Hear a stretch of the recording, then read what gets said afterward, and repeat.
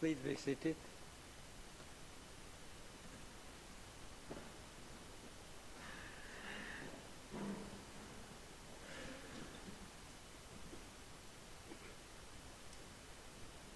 Good afternoon. The sitting is now open. The court meets this afternoon to hear Türkiye, the Islamic Republic of Iran, Jordan, Kuwait, and Luxembourg on the questions submitted by the General Assembly. Each of the delegations has been allocated 30 minutes for its presentation. The court will observe a short coffee break after Jordan's presentation. I shall now give the floor to the delegation of Türkiye. I call Dr. Nur Ilmaz to the podium. You have the floor.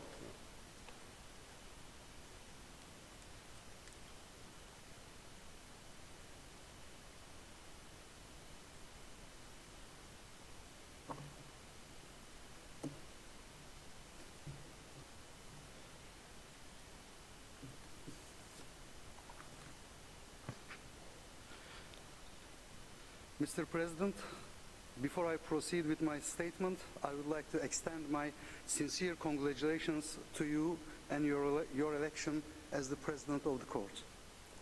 Mr. President, distinguished members of the Court, we appear before you today to deliver our oral submission a year after our testament on the legal consequences of Israel's occupation of Palestinian territories. On July 19, 2024, this respected court issued an advisory opinion stating that Israel's continued presence in the occupied Palestinian territories, including East Jerusalem, was illegal and that Israel was under an obligation to bring this unlawful occupation to an end as rapidly as possible. On September 19, 2024, UNGA adopted Resolution 1024 endorsing the advisory opinion of the ICJ. This resolution underlined that all states are under an obligation not to recognize as legal the situation arising from the unlawful presence of Israel in the OPT and not to render aid or assistance in maintaining the situation created by the continued presence of Israel in OPT. The Court's past orders, provisional measures, and advisory opinions have consistently recorded the unlawful acts of the State of Israel and called on Israel to comply with international law. The reason we appear once again before the Court is Israel's sustained breach of its international obligations, which have been further aggravated since October 2023. We have been confronted with a war of unprecedented scale against civilians in Gaza. The Israeli aggression is spilling over to the West Bank and also to neighboring countries, above all Lebanon and Syria. The international community has gravely failed to halt the Israeli aggression and the loss of tens of thousands of innocent lives in Gaza, mostly women and children. Initially, the ceasefire agreement of January 15th brought much-awaited relief for both sides. The release of Israeli hostages and more than 1,700 Palestinian detainees, the entry of humanitarian aid, and the reopening of return routes to northern Gaza for the displaced revived Palestinian hopes for an end to this unprecedented suffering. Yet, the agreement was later nullified by Israeli non-compliance. Israel once again opted for hostility instead of peace. In its current form, the Israeli aggression continues unabated with grand schemes for the depopulation of Gaza, the annexation of West Bank, the enlargement of illegal settlements, and deportation of 2.4 million Palestinian refugees in Gaza to third countries. The people of Gaza are again under a blockade, this time with zero entry of humanitarian aid. Collective punishment is enforced in the name of forcing Hamas to return the hostages. Israel uses hunger as a weapon. Israel sweeps hundreds of thousands of displaced people from one place to another within minutes of evacuation orders. Israel targets houses, hospitals, schools, shelters, camps, safe zones, and all remaining civilian infrastructure. Most recently, Israel blew up the Turkish-Palestinian Friendship Hospital, Gaza's only specialized cancer treatment hospital, as well as adjacent medical school on March 21st. Where there is no law enforced to stop Israel, there is chaos, anarchy, and mass killings amounting to genocide in Gaza, which appears imminent to be replicated in the West Bank without immediate international intervention. According to the UN, in the West Bank, more than 50,000 people have been displaced following Israeli military operations against the Jenin camp, which expanded to the Tulkarim, Nur Shems, and El Farah camps. Israeli Minister of Defense Israel Katz has declared that the military will remain in these camps throughout the coming year and that the residents will not be allowed to return. Mr. President, esteemed members of the court, UNGA adopted Resolution 79-232 on December 19, 2024, requesting the ICJ to render an advisory opinion based on Article 96 of the UN Charter and Article 65 of the Statute of the Court. This resolution sought an advisory opinion from the ICJ to clarify Israel's obligations as an occupying power and as a UN member in relation to the presence and activities of the UN, including its agencies and bodies, other international organizations, and third states in and in relation to OPT. Türkiye submitted a written statement pursuant of the court's order of February 27, 2025, in accordance with Article 66, Paragraph 2 of the Statute of the ICJ. Türkiye's support for this request underscores its commitment to ensuring that Israel adheres to its international obligations. Among these obligations is the responsibility to allow unimpeded access to humanitarian aid, essential supplies, and basic services for the Palestinian civilian population in the OPT. Additionally, Israel is required to facilitate the work of international organizations. As a UN member, Israel must act in good faith to fulfill its obligations under the Security Council and UNGA resolutions, which include compliance with the UN Charter and the requirement to implement UN Security Council resolutions. Turkey's position is anchored in key international legal instruments, including the UN Charter, international humanitarian law, and international human rights law. Several principles are particularly relevant in evaluating Israel's obligations in the OPT.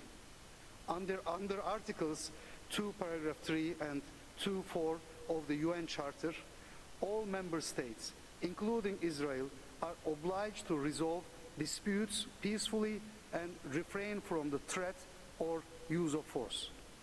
These obligations extend to cooperating with the UN in maintaining global peace and security, ensuring that international norms are upheld. The privileges and immunities granted to the UN, its agencies, and personnel are essential for ensuring their independent and impartial functioning.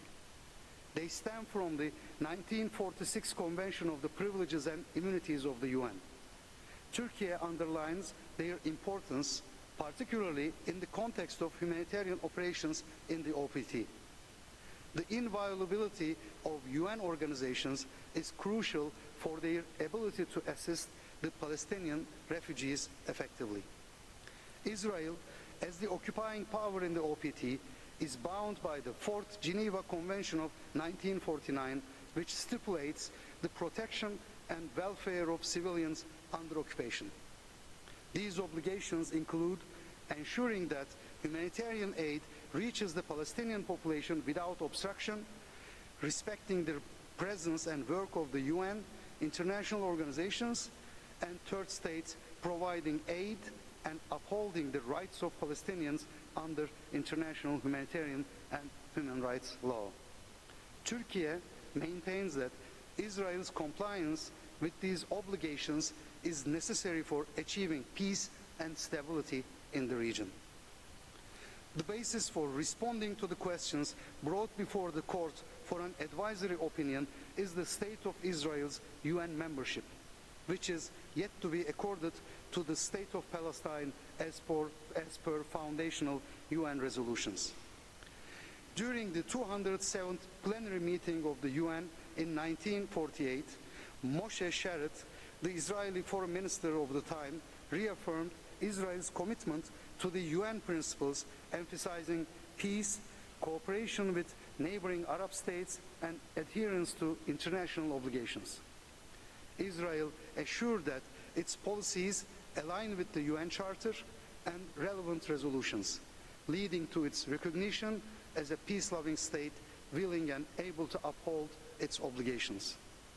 However, despite its commitments, Israel has not implemented UNGA resolutions, obstructed the establishment of a Palestinian state as outlined in UNGA Resolution 181, and denied refugees their rights under Resolution 194.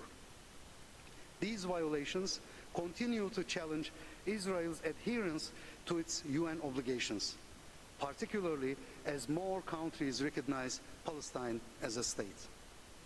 Article 4.1 of the UN Charter sets 5 conditions for membership: being a state, being peace-loving, accepting the Charter's obligations, having the ability to carry them out, and demonstrating willingness to do so.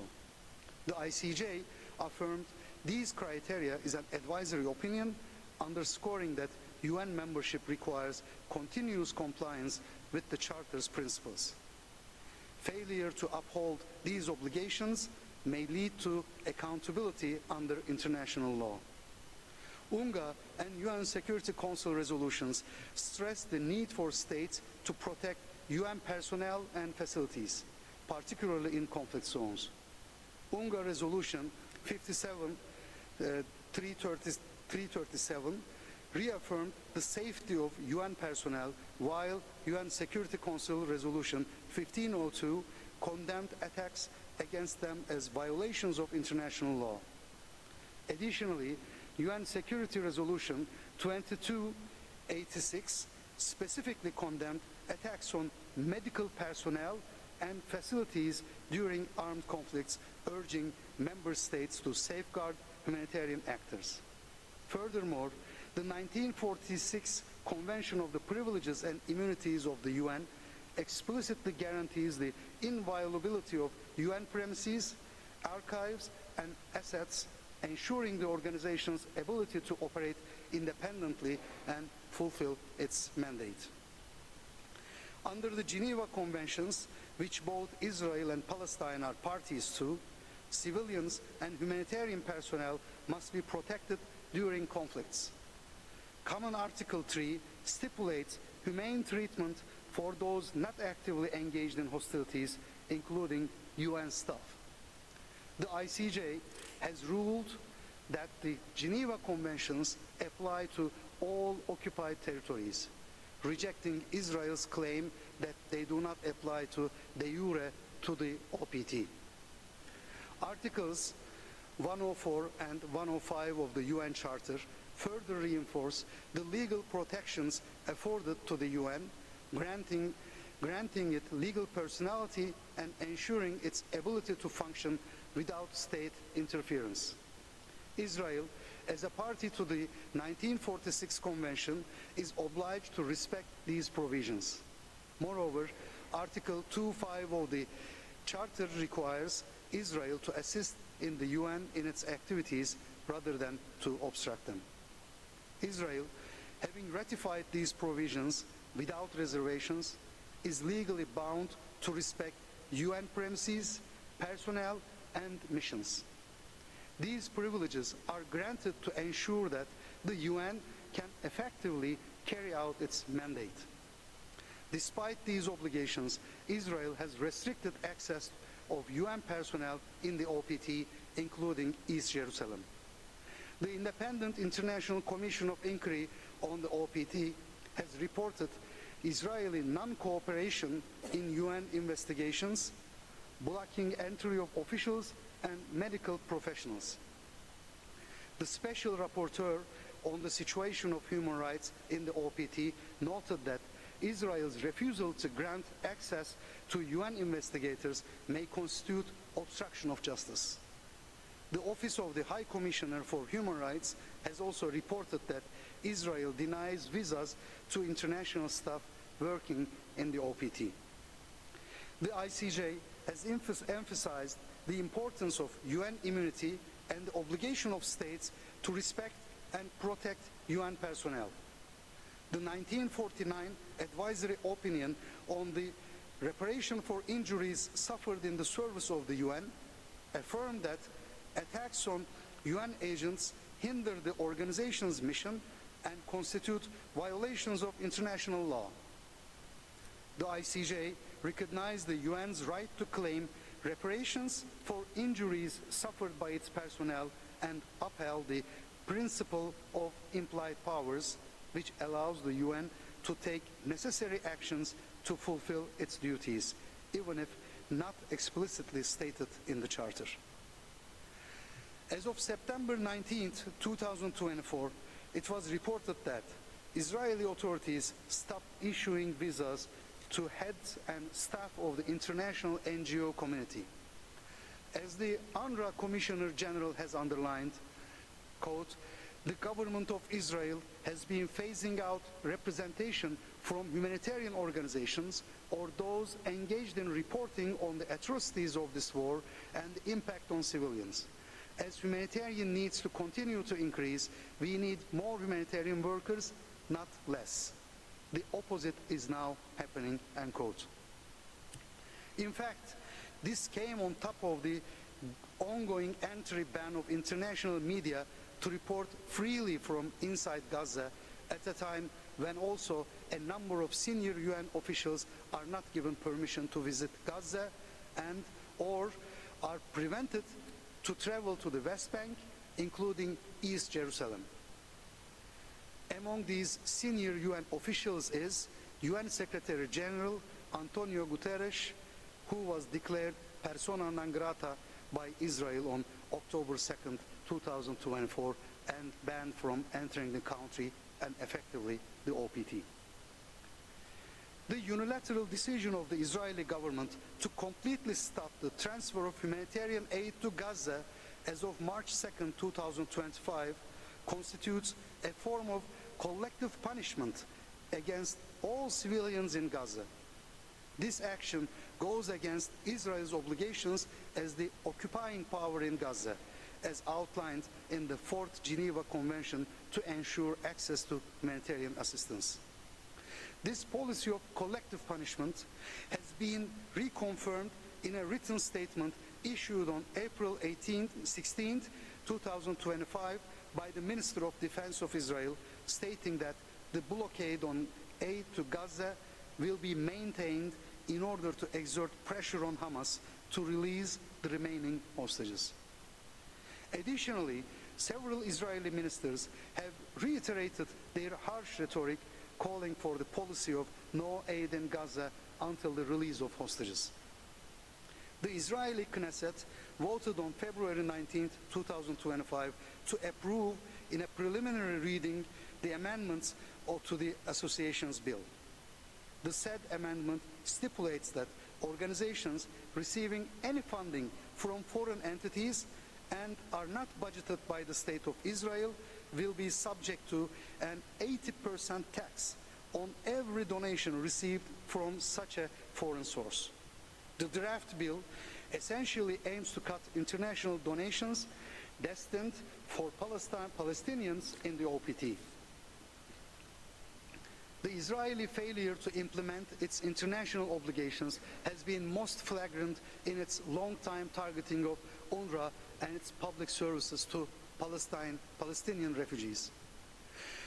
The agency was established through UNRWA Resolution 3024 in 1949 as a subsidiary UN body tasked with providing essential services and humanitarian assistance to Palestinian refugees across its operational territories, including the OPT encompassing East Jerusalem.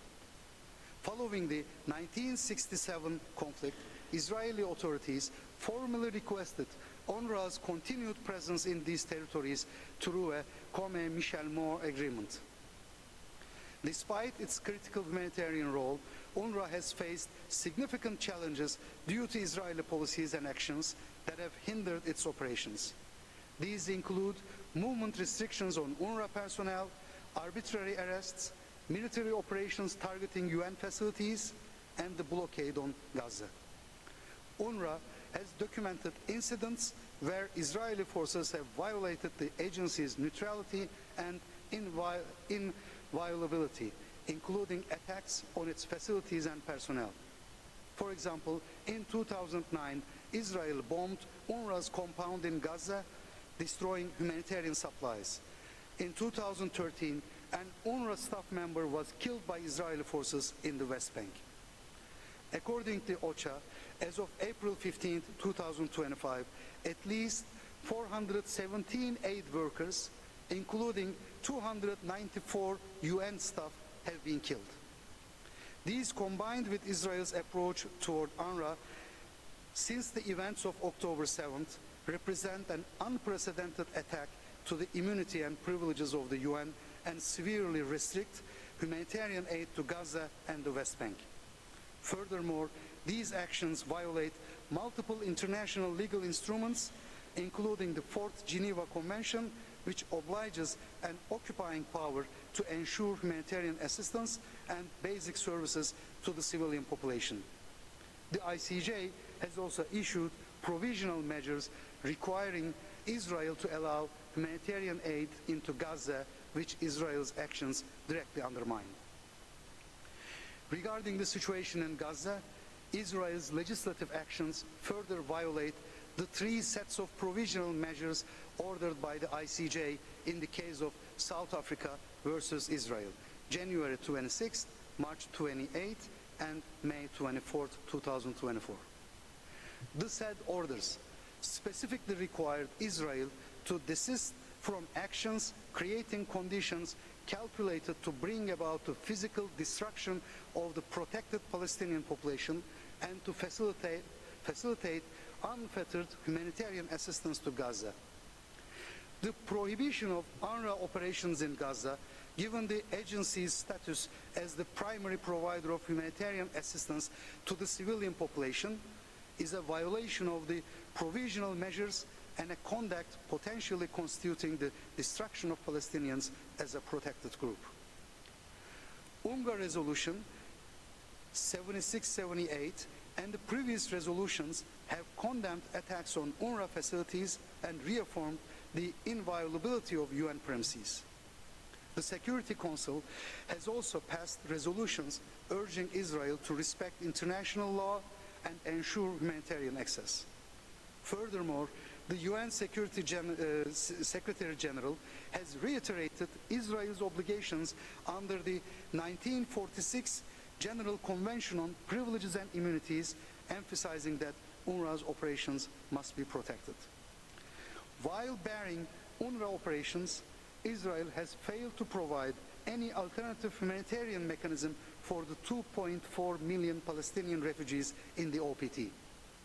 Under Article 55 of the Fourth Geneva Convention, Israel is legally bound to ensure access to food, water, and medical care. However, reports from the international bodies, including the UN Human Rights Council and the Independent International Commission of Inquiry, document systematic Israeli violations of these obligations. The killing of a Turkish-American national, Ayşenur Ezgi Egi, in the occupied West Bank during peaceful protests further highlighted the grave risks faced by humanitarian aid volunteers in the OPT. Mr. President, distinguished members of the court, today we appear before the ICJ to make a plea for justice, which in this case means peace and security for both Palestinians and Israelis. We seek to remain within the boundaries of the questions posed by the court by UNGA. It is of grave concern that since the submission of our written statement in late February, Israeli aggression has once again flared up. According to UNRWA, since the collapse of the ceasefire in Gaza following the Israeli aerial strikes in Gaza on the night of March 17th and 18th, 2025, intense military activities and assaults have continued, killing and injuring hundreds of people and further damaging and destroying what remains as civilian infrastructure, including hospitals. Over 180 children were reported killed on March 18th, marking one of the highest single-day child death toll over the last year, according to UNICEF. On March 19th, 2 UN guest houses were hit in Deir el-Bala in Gaza middle areas, killing 1 team member of the UN ops and injuring 6 more UN staff, some of whom sustained life-altering injuries. Humanitarian aid and supplies have not entered the Gaza Strip since March 2nd, when the Israeli authorities reimposed the siege. This siege has now lasted over 8 weeks, surpassing the duration of the total siege imposed in October 2023, when hostilities first started. As a result, critical humanitarian supplies, including food and medical aid, have been rapidly depleting. Israel's imposed restrictions on aid delivery to Gaza, which have proven particularly deadly for children, could have been prevented had UNRWA maintained its full operations throughout Gaza and the occupied Palestinian territories.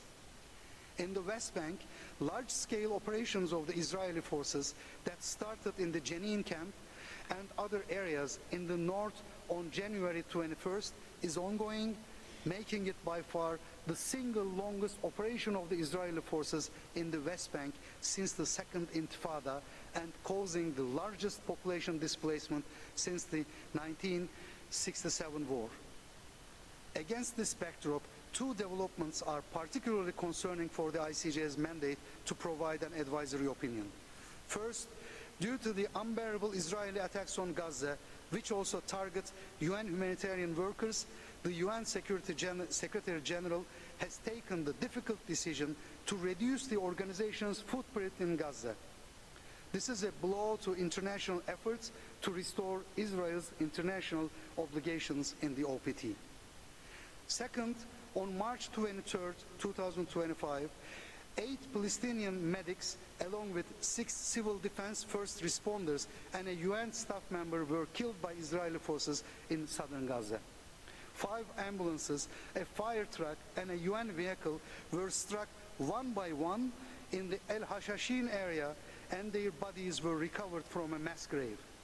Even worse, the preliminary investigations point to deliberate executions at point blank. This was yet another instance of Israel's deliberate attack on humanitarian aid workers and UN personnel.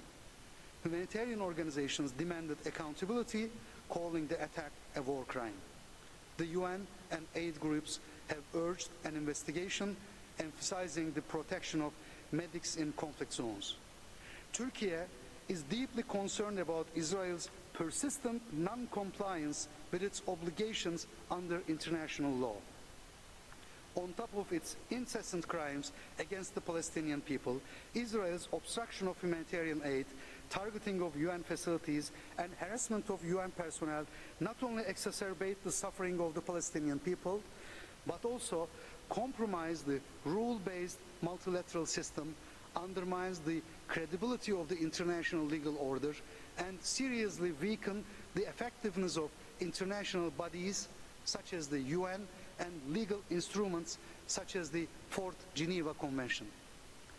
Such actions must be addressed by the international community urgently to ensure accountability and justice.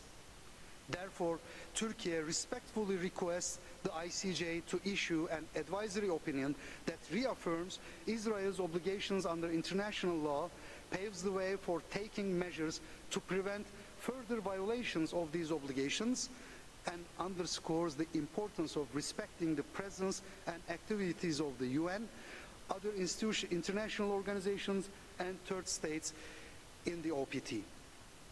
This court bears a legal, historical, and moral responsibility to reaffirm Israel's obligations under international law and the illegality of actions taken against the UN and its agencies, including UNRWA and other international organizations.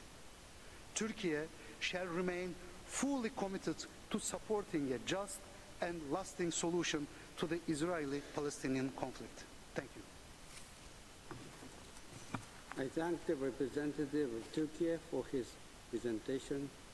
I now invite the next participating delegation, the Islamic Republic of Iran, to address the court.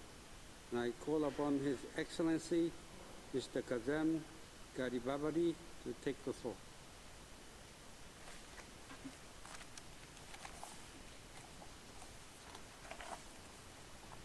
Bismillah ar-Rahman ar-Rahim. Mr. President, members of the court, it is indeed an honor to appear before you on behalf of the Islamic Republic of Iran. The Holy Quran says, من أجل ذلك كتبنا على بني إسرائيل أنه من قتل نفسا بغير نفس أو فساد في الأرض فكأنما قتل الناس جميعا ومن أحياها فكأنما أحيا الناس جميعا. That is why we decreed for the children of Israel that whoever kills a soul without its being guilty of manslaughter or corruption on the earth is as though he had killed all mankind, and whoever saves a life is as though he had saved all mankind. As the principal judicial organ of the United Nations, this honorable court is once again called upon to address fundamental yet persistently overlooked rights of the Palestinian people. These include the right to urgently needed supplies essential to their survival, as well as of basic services and humanitarian and development assistance, the right to humanitarian access and basic necessities of life as referred to the question put to the court as per General Assembly Resolution of 19th December 2024. However, as we do not deem the Israeli occupying regime a legitimate member of the United Nations due to the illegality of its formation, we focus on violations of the Israeli regime in light of its prolonged occupation of Palestine and ongoing genocide, particularly in Gaza. As a preliminary remark, given Article 96 of the United Nations Charter, Para 1 of Article 65 of the Statute of the Court, and the Court's jurisprudence, we submit that the jurisdiction of the Court is evident and that there are no compelling reasons for the Court not to exercise its jurisdiction. Mr. President, it is too late. All the evidence points unequivocally to genocide. The window, if any, to stop the ongoing genocide in Gaza is rapidly closing. The question before the Court does not concern an ordinary armed conflict. It deals with a genocidal situation, and as such it requires a response to address its specific circumstances. The Court has already decided in its orders of provisional measures more than 1 year ago that the Israeli occupying regime must, among others, I quote, take all measures within its power to prevent the commission of all acts within the scope of Article 2 of the Convention, end quote, and to take, I quote, all necessary and effective measures to ensure without delay, in full cooperation with the United Nations, the unhindered provision at a scale by all concerned of urgently needed basic services and humanitarian assistance, including food, water, electricity, fuel, shelter, clothing, hygiene, and sanitation requirements, as well as the medical supplies, end quote. 1 year past the prolonged recalcitrance of the genocide and inaction of the international community, at this juncture constitutes an absolute moral and legal failure. According to latest reports, around 52,000 Palestinians have been killed as martyrs and over 123,000 wounded since October 2023, a toll that rises daily and a direct result of pursuing the declared policy of dehumanization by the Israeli occupying regime. These are not mere numbers. They represent innocent children, women, the elderly, and families, an entire nation under siege, being systematically decimated. As these proceedings unfold, OCHA reports that no aid has entered Gaza since 2nd of March. Medical supplies are rapidly depleting, including critical stocks for maternal and child health, as the number of aid workers killed since October 2023 has reached 412. Meanwhile, UNRWA and other humanitarian actors face systematic obstruction in delivering aid. The disaster is currently so frustrating that on 7th April, the heads of OCHA, the UNICEF, the United Nations Office for Project Services, UNRWA, WFP, WHO, and IOM issued an urgent appeal to world leaders to act firmly and urgently to save Palestinians in Gaza, with a high-level United Nations official says that, I quote, "We are being deliberately blocked from saving lives in Gaza, and so civilians are dying," end quote. How much more must the world witness before recognizing the genocidal intent behind these atrocities, including the infliction of severe bodily and mental harm, the deliberate imposition of conditions calculated to bring about Palestinians' physical destruction? All the aforementioned is just a fraction of the decades-long Israeli regime's crimes in Palestine. Dozens of United Nations resolutions, reports, and decisions, alongside the dicta of this court in numerous advisory and contentious proceedings, have affirmed the illegality of occupation and the imperative of unimpeded humanitarian access. Yet these rulings and appeals have gone unheeded, as inhuman acts persist with devastating consequences. This totality of actions has, in our view, created a sui generis situation, demanding an equally sui generis response, specifically tailored to end the prolonged occupation, stop the genocide, save lives, secure the right to self-determination of Palestinians, and bring criminals to justice. Mr. President, members of the court, in our oral statement today, we submit that obstruction of humanitarian aid constitutes a violation of international humanitarian law. It further violates Palestinians' fundamental rights. Commission of international crimes both contribute to and result from obstruction of humanitarian access, and we finally submit that the United Nations, other international organizations, and third states are under an obligation to ensure Palestinians' access to humanitarian aid. Meanwhile, given the unprecedented gravity of the ongoing genocide, our arguments will demonstrate a clear nexus between obstruction of humanitarian aid and its human consequences, and the international community's obligation to prevent genocide. Mr. President, members of the court, as an occupying power, the Israeli occupying regime has systematically and repeatedly obstructed access to civilian population in flagrant violation of international humanitarian law, including provisions of the Hague Regulations 1907, as well as the Fourth Geneva Convention of 1949. Article 43 of the Hague Regulations, as well as Articles 23, 33, 47, 50, 53, 55, and 56 of the Fourth Geneva Convention unequivocally account for the obligations of the Israeli occupying regime, including to cooperate with the United Nations, its agencies and bodies, other international organizations, and third states to ensure Palestinians' access to urgently needed supplies essential to their survival. Among these provisions, Article 43 of the Hague Regulations is particularly pertinent, expressly requiring the occupying power to, and I quote, take all measures in its power to restore and ensure, as far as possible, public order and safety of the occupied territory, end quote. Moreover, Article 55 of the Fourth Geneva Convention is explicit in obliging the occupying power to ensure the food and medical supplies of the civilian population. Mr. President, members of the court, the Palestinian people in Gaza and the West Bank in particular have been deprived of the basic necessities essential to their survival, leading to violation of their fundamental human rights to life, water, food and health, among others. First and foremost, right to life, especially in Gaza, has become a mirage. Killing is occurring on a daily basis. The threshold under Article 2 of the Genocide Convention was crossed a long time ago.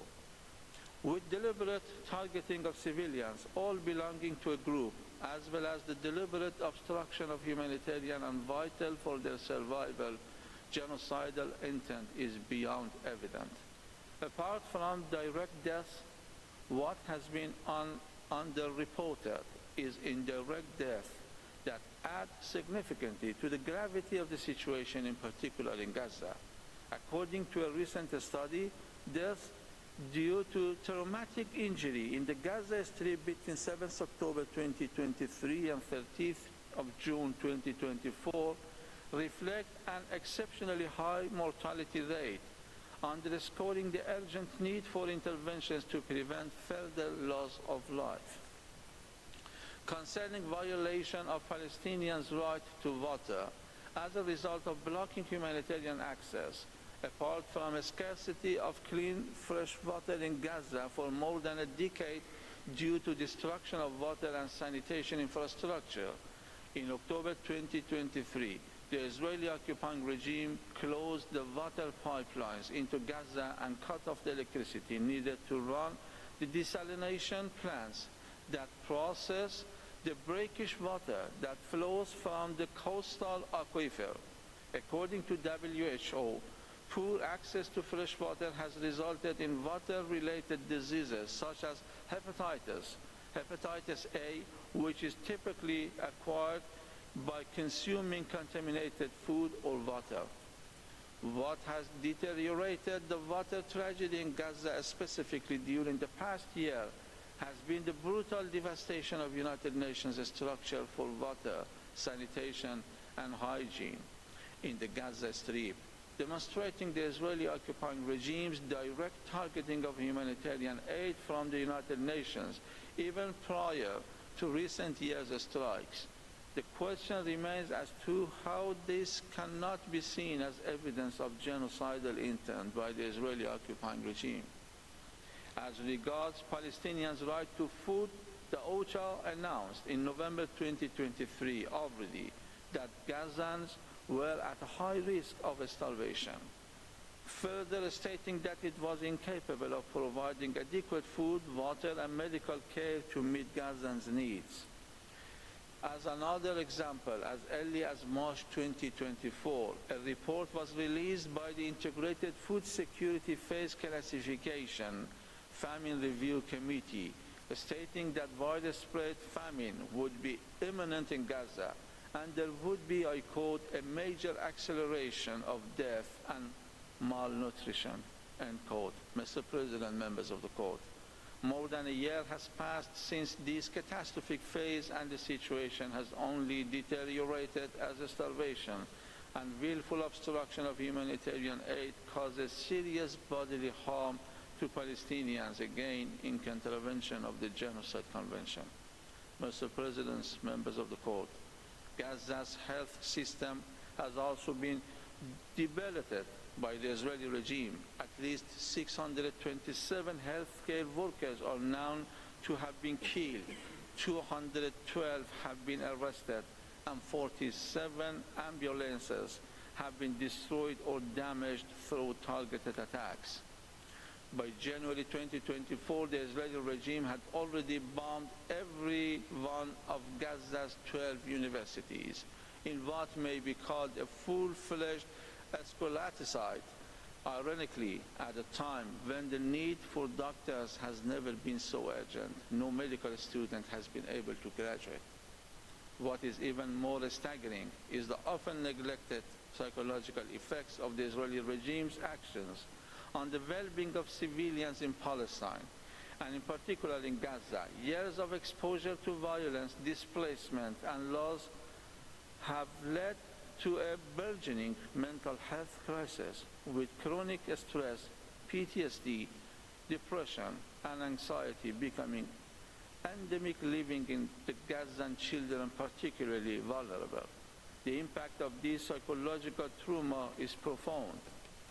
In such a crisis, blockade of access to medical care of the United Nations, other international organizations and entities is a blatant disregard for fundamental principles of international law by the Israeli occupying regime, significantly undermining the Palestinians' right to health. This constitutes a literal violation of Article 2 of the Genocide Convention as its terms are breached verbatim by the Israeli occupying regime.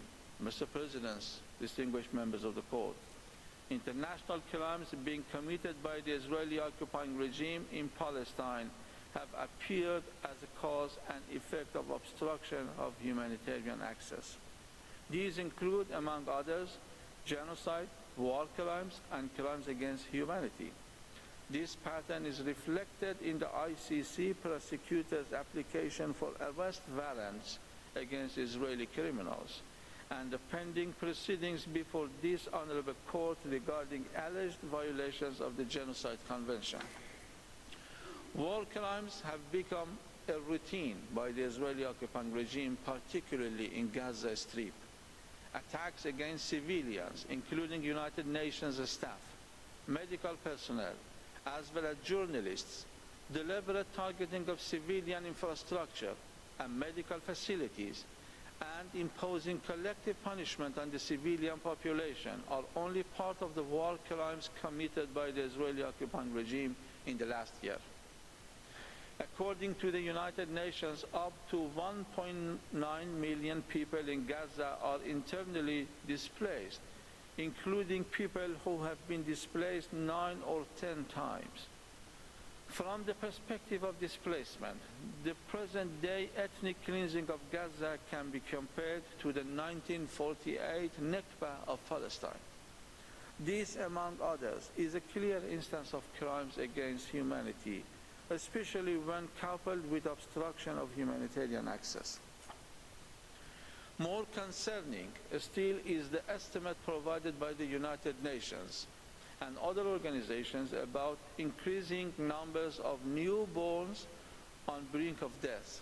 The United Nations highlighted hunger, starvation, and famine as the cause of such deaths as a result of extensive restrictions by the Israeli regime on the entry and distribution of humanitarian aid and commercial goods, mass population displacement, and the destruction of crucial civilian infrastructure. Such measures are intended to prevent births among Palestinians as an instance of genocide under Article 2 of the Genocide Convention. According to another report by the United Nations Independent International Commission of Inquiry in Palestine, the Israeli regime has perpetrated a concerted policy to destroy Gaza's healthcare system as part of a broader assault in Gaza, which is evidence of commission of the crime against humanity of extermination. Such policies and practices have systematically denied humanitarian access to United Nations agencies and other relief organizations, precluding the delivery of vital assistance to civilians, a pattern appearing both as a cause and effect of obstruction of humanitarian access. Mr. President, members of the court, to conclude, the question put to the court on its face concerns humanitarian access to a civilian population. In a situation of armed conflict, however, we are faced with a genocidal situation here.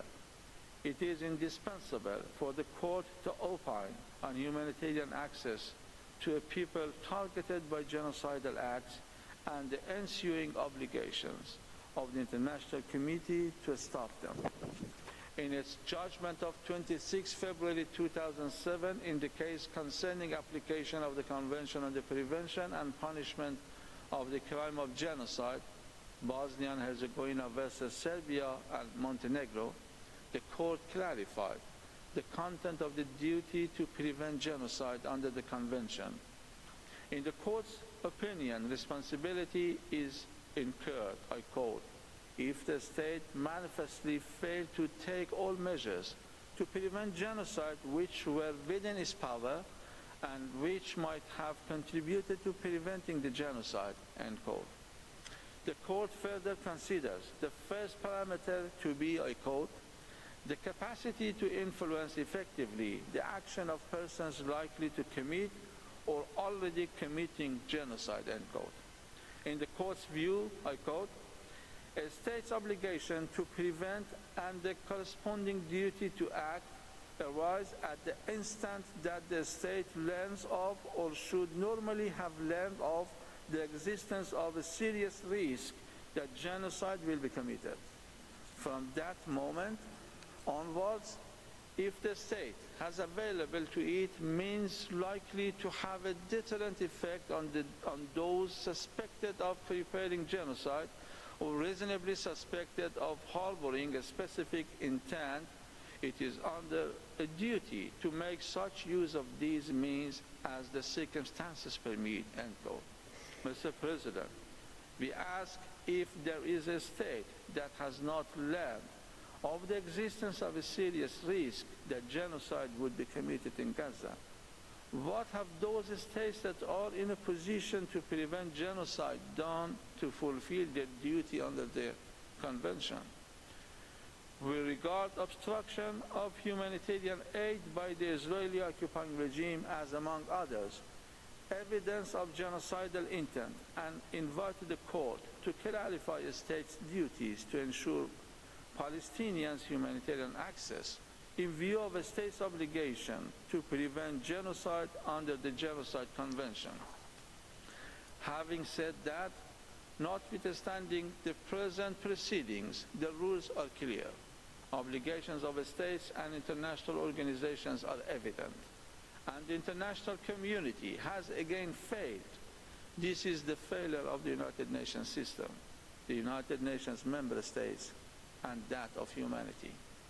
This failure has already been registered in the archives of human history due to and because of supremacy of politics over rule of law. Lastly, this statement shall in no way imply our recognition of the Israeli regime. I thank you, Mr. President. I thank the representative of the Islamic Republic of Iran for his presentation. J'invite à présent la délégation.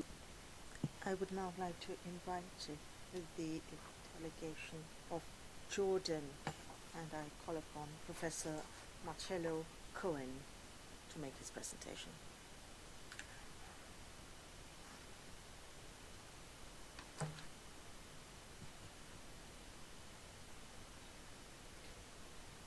Mr. President, members of the court, it is an honor to appear before you on behalf of the Hashemite Kingdom of Jordan and to reiterate its written statement and conclusions in which we list all of Israel's obligations that are the subject of this request for an advisory opinion. Jordan is particularly concerned by the issues under discussion here. The Hashemite Kingdom hosts 2,400,000 Palestinian refugees registered with UNRWA on its territory. It is the custodian of the Muslim and Christian holy sites in Jerusalem and is at the forefront of providing humanitarian assistance to the population of the occupied Palestinian territory. Jordan maintains diplomatic relations with both the State of Israel and the State of Palestine and works tirelessly for peace in the Middle East. Since the submission of the written statements, the situation has worsened dramatically as a result of the breakdown of the ceasefire, the ban on humanitarian assistance to Gaza, and Israel's actions in the West Bank. Hence the importance and urgency of this advisory opinion. I will briefly address the question of the exercise of advisory jurisdiction by your court, and then I will examine the impact of the principle of self-determination on the various aspects of the question posed by the General Assembly. My colleagues, Eric Bjorgi and Alfredo Crisato, will address United Nations law and humanitarian assistance, respectively. Mr. President, there are decisive reasons for the Court to exercise its advisory jurisdiction. The United Nations has a permanent responsibility with regard to the Palestinian issue until all its aspects have been settled in accordance with international law. The arguments put forth against the exercise of your jurisdiction are unfounded, namely that there is a risk of prejudging the outcome of a pending dispute. Secondly, that the question has already been dealt with by the Court in its 2024 advisory opinion. 3, that the question is one-sided and hence would not take the context into consideration. Fourth argument, that the Court would not have the necessary factual information. It suffices to say here that the case of South Africa versus Israel concerns exclusively the Genocide Convention, whereas the question raised in the present instance relates to Israel's obligations in a more general context. The question also differs from those already answered by the Court in 2024.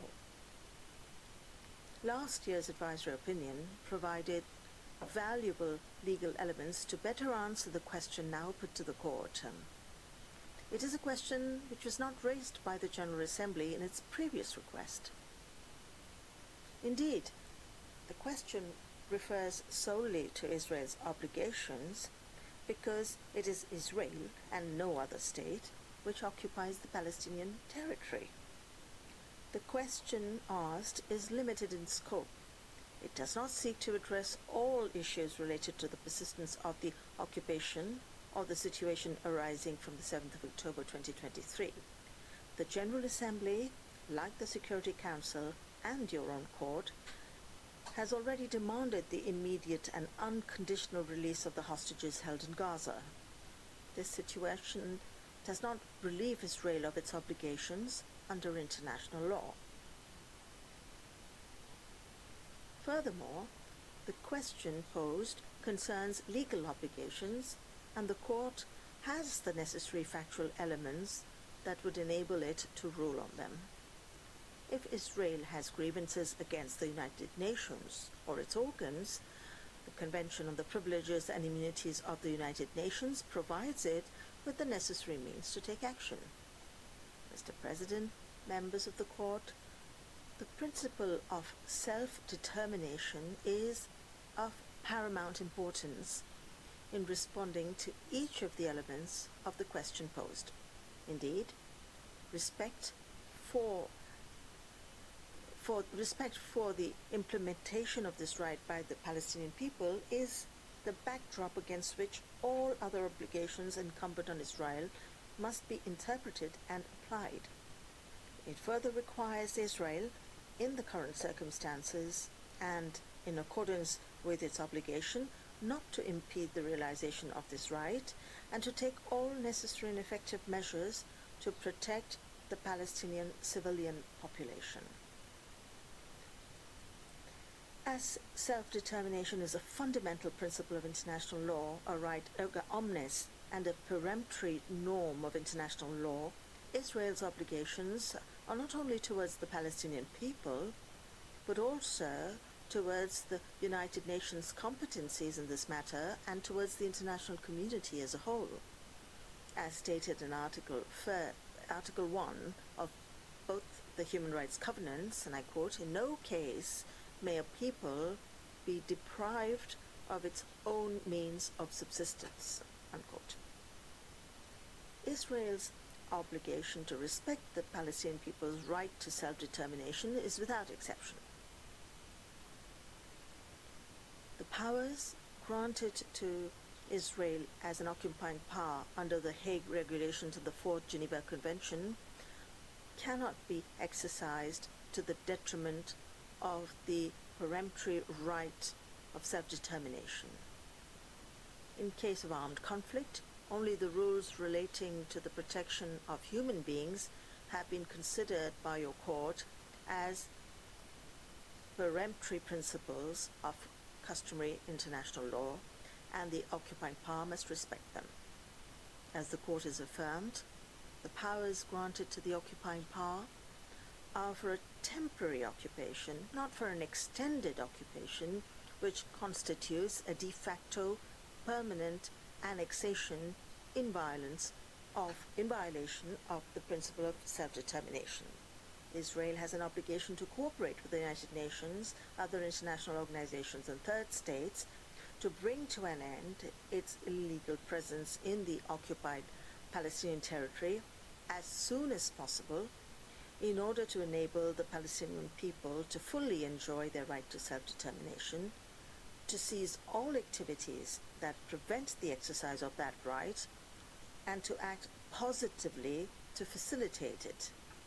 This includes the obligation to respect its territorial integrity, preventing any form of displacement of its components, and refraining from any change in the demographic composition of the territory, and ensuring and facilitating the unhindered provision of emergency supplies essential for the survival of the civilian population, as well as the provision of basic services and humanitarian and development assistance.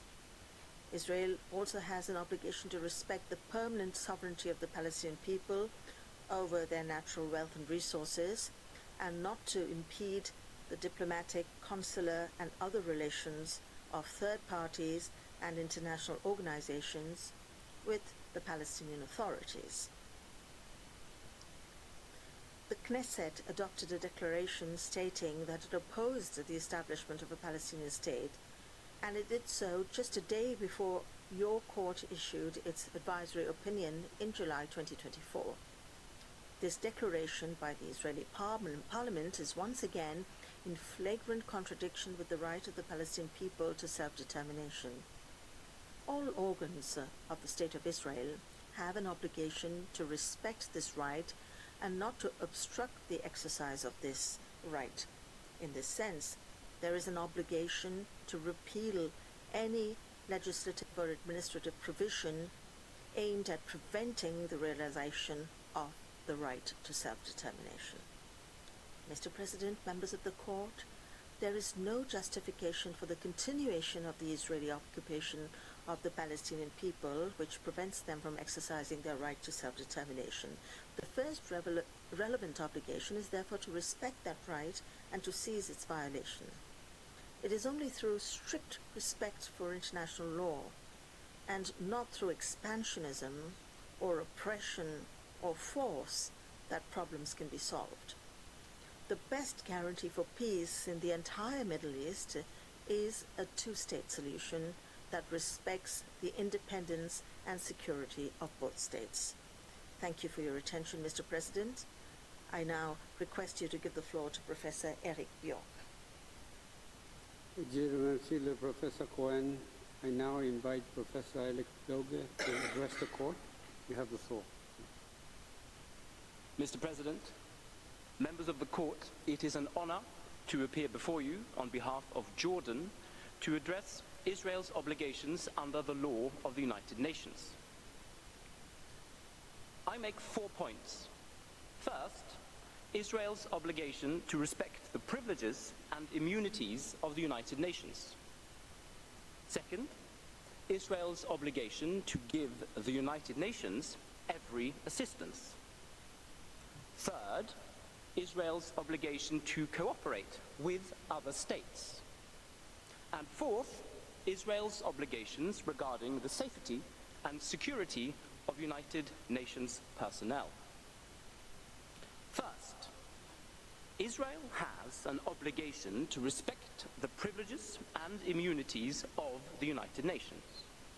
Israel recognized in the exchange of letters with UNRWA of 1967 that a number of facilities were essential for the agency to operate effectively. The fact that Israel recognized these facilities as essential indicates that they are, pursuant to Article 105 of the Charter, necessary for the fulfillment of UNRWA's purposes. The General Assembly has recalled that the agency, as a subsidiary organ of the United Nations, enjoys the benefits of the Convention on the Privileges and Immunities of the United Nations. The main provisions of the General Convention anyway reflect customary international law. I will deal with three of these. The immunity from every form of legal process set forth in Section 2 is essential for the independent exercise by UNRWA of its functions. The inviolability of UNRWA premises set forth in Section 3 guarantees that the premises may not be entered and that the United Nations must itself be permitted to control activities occurring on those premises. All UNRWA officials enjoy immunity and the privileges set forth in Section 18. The provisions relating to officials in the General Convention apply to all staff members, the only exception being those recruited locally and assigned to hourly rates. Those criteria are cumulative. The immunity of UNRWA from every form of legal process and the inviolability of its premises are absolute. They may not be qualified or overridden by military expediency or national security. Israel has an absolute obligation to respect the privileges and immunities of the United Nations. Israel self-evidently has an obligation, inter alia, not to enter UNRWA premises, not to damage or destroy such premises, not to detain UNRWA staff without charge or trial, and not to seek to extirpate the agency from the occupied Palestinian territory. Second, the text of Article 2, Paragraph 5 of the Charter is to the effect that Israel has a general obligation to give every assistance to the United Nations. State practice, including that of Israel itself, confirms this. The contention by Israel that the obligation relates only to enforcement action taken by the Security Council has no basis in international law. The interpretation for which Israel now contends runs counter to the clear wording of Article 2.5 and is inconsistent with the court's interpretation in the reparations case. Israel has an obligation to give UNRWA every assistance in any action it takes pursuant to the provisions of the Charter. There is a further aspect. Judge Lauterpacht was correct in voting procedure, where he observed that a state which ignores a series of General Assembly resolutions acts at its peril when a point is reached when the cumulative effect of the persistent disregard of the articulate opinion of the organization is such as to foster the conviction that the state in question has become guilty of disloyalty to the principles and purposes of the Charter. Israel is obliged to give the Charter, Israel is obliged under the Charter to give due consideration in good faith to the resolutions of the General Assembly. In whaling in the Antarctic, the court adopted this reasoning in respect of the Whaling Convention. It applies no less to the Charter. Israel has the obligation to give due regard to General Assembly resolutions, notably those adopted in the 10th Emergency Special Session. Third, one of the purposes of the United Nations is, according to Article 1, Paragraph 3 of the Charter, to achieve international cooperation in solving international problems of a humanitarian character. As Judge El Arian observed, the principle of international cooperation in Article 1, Paragraph 3, is, like the other purposes and principles of the United Nations, a legal principle, binding on states. The Charter recognizes this in Article 14, to which the court was taken this morning, and which addresses the situation of, I quote, a violation of the provisions of the present Charter, setting forth the purposes and principles of the United Nations. End of quote. This obligation to cooperate was developed in greater detail in the Friendly Relations Declaration. Its fourth principle lays down the duty of states to cooperate with one another in accordance with the Charter. Fourth, Israel's obligations as regards the safety and security of United Nations personnel.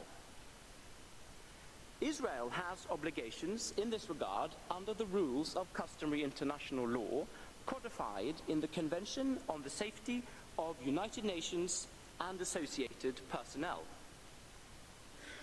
That this convention codifies customary international law is evident from the fact that the General Assembly adopted it by consensus. Notable in this regard is Israel's obligation to facilitate the unimpeded transit of UNRWA and other United Nations personnel across its own territory. This obligation includes unimpeded transit from one part of the occupied Palestinian territory to another. Israel also has the obligation to ensure the safety and security of United Nations personnel, to release detained personnel, and to penalize crimes against them.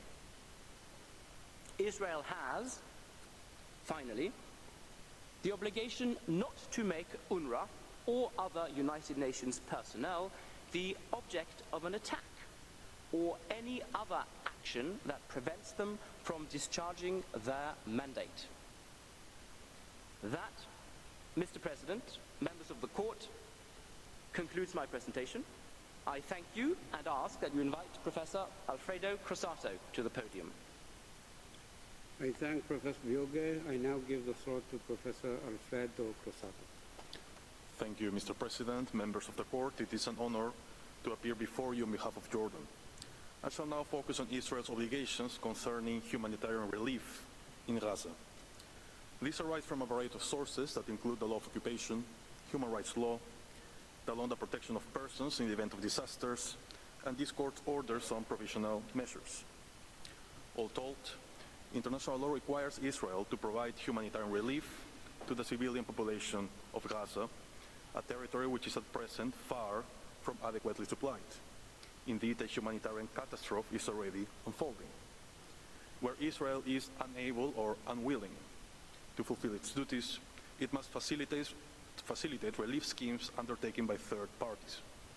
Time is of the essence, and Israel must do so swiftly and in cooperation with the third parties involved in good faith. Let me start with the law of occupation and two general remarks.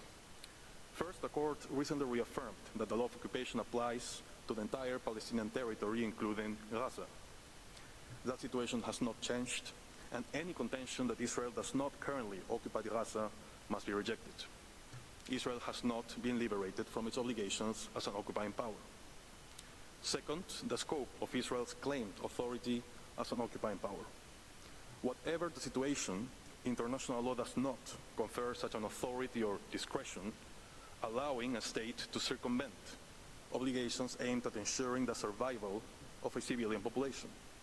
It is impossible to conceive a good faith interpretation. Sorry to interrupt you, Yep. but could you speak more slowly? Sure. Thank you very much. It is impossible to conceive a good faith interpretation of the law of occupation consistent with its object and purpose that would result in widespread suffering of civilians and destruction of civilian objects.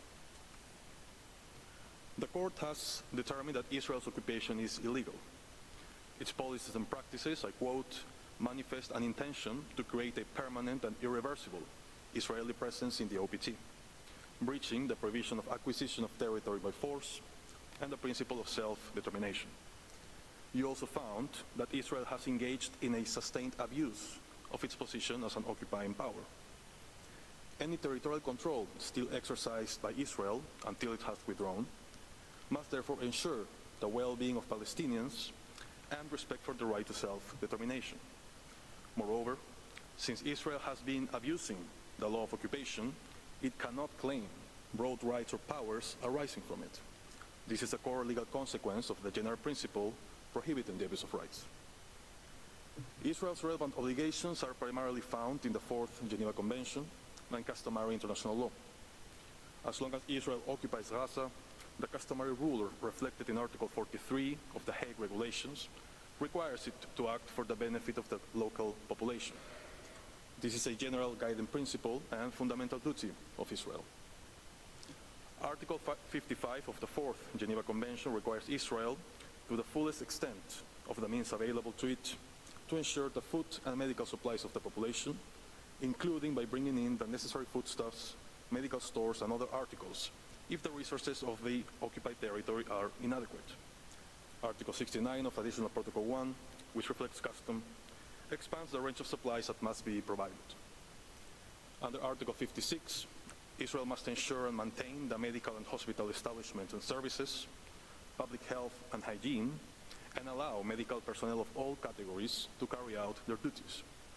Article 50 mandates the facilitation of the proper working of all institutions devoted to the care and education of children.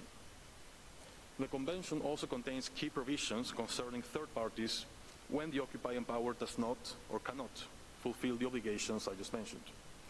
Where Israel fails to act, civilians are not left to their own fate without more.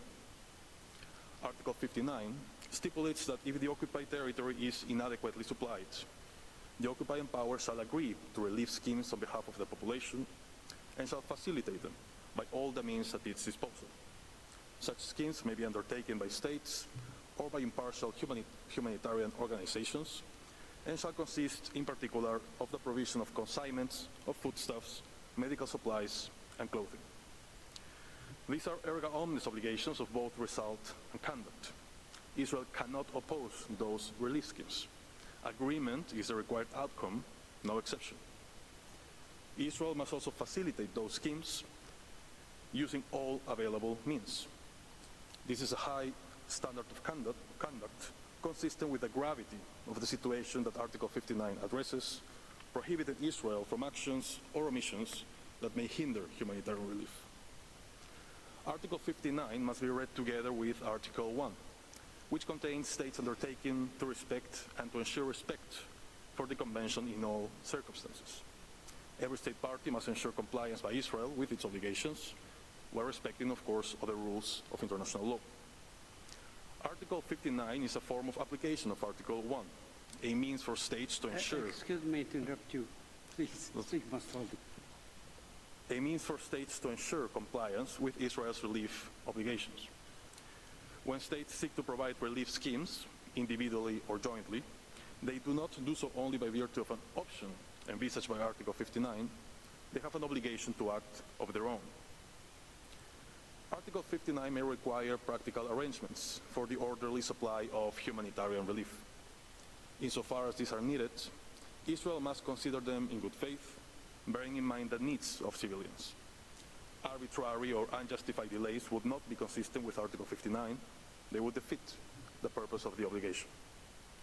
In the present circumstances, Jordan, like virtually all participants, considers that Gaza is inadequately supplied, this is manifest, and that Israel's obligations have been triggered.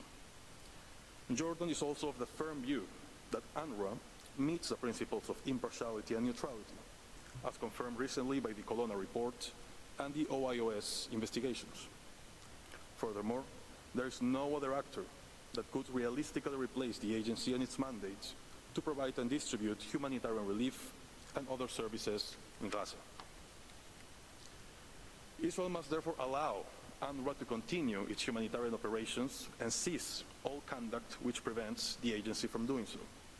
There is no other way to give full effect to Article 59 of the Convention in the circumstances. Israel's obligations, as we noted, also arise from other sources. These are separate obligations which complement and are as stringent as the law of occupation. I will address a few key ones. Israel must ensure the right to life of Palestinians consistent with the ICCPR and the Convention on the Rights of the Child, which apply in Gaza. This includes a positive duty to take action to prevent foreseeable harm or injury that may result in arbitrary deprivation of life. In the present context, such risk is not only foreseeable but already materializing. To avoid further loss of life, Israel must strictly respect the fundamental principles of IHL and facilitate humanitarian relief in Gaza. The Covenant on Economic, Social and Cultural Rights requires Israel to ensure the right to an adequate standard of living, the right to the highest attainable standard of physical and mental health, and the right to education. These rights are at risk of being altogether denied to Palestinians in Gaza, and Israel must take immediate action and allow the supply of relief to prevent such denial.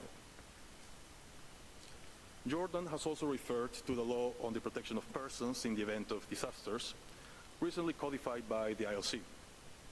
The obligations in this area are closely linked to those under human rights law and require Israel, among others, to cooperate in good faith with third parties, to facilitate humanitarian assistance, and not to arbitrarily withhold consent to such assistance.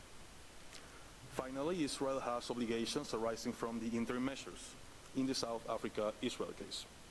It must take all necessary and effective measures to enable the unhindered provision of basic services and humanitarian assistance in Gaza. It must do so as a matter of urgency, without delay, and in cooperation with the United Nations. The obligations we have addressed should be interpreted and applied in a systemic manner and against the background of the principle of self-determination, which is of paramount importance. Time, again, is of the essence, and Israel must perform its duties swiftly and in good faith. The horror that Palestinian civilians are undergoing in Gaza must stop. Mr. President, members of the Court, this concludes my presentation and Jordan's oral submissions. We thank you for your kind attention in these important proceedings. I thank the representatives of Jordan for their presentation. Before I invite the next delegation to take the floor, the Court will observe a coffee break of 15 minutes. The hearing is suspended.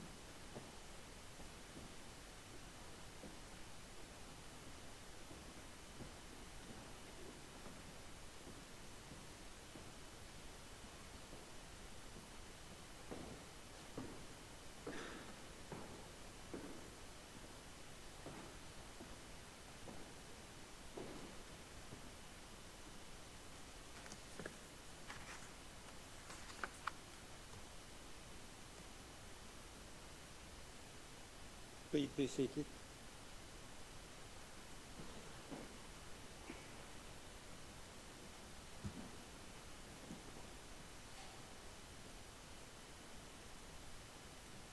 The sitting is resumed.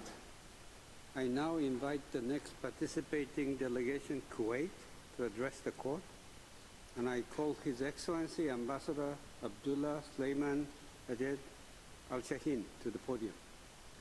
You have the floor, sir.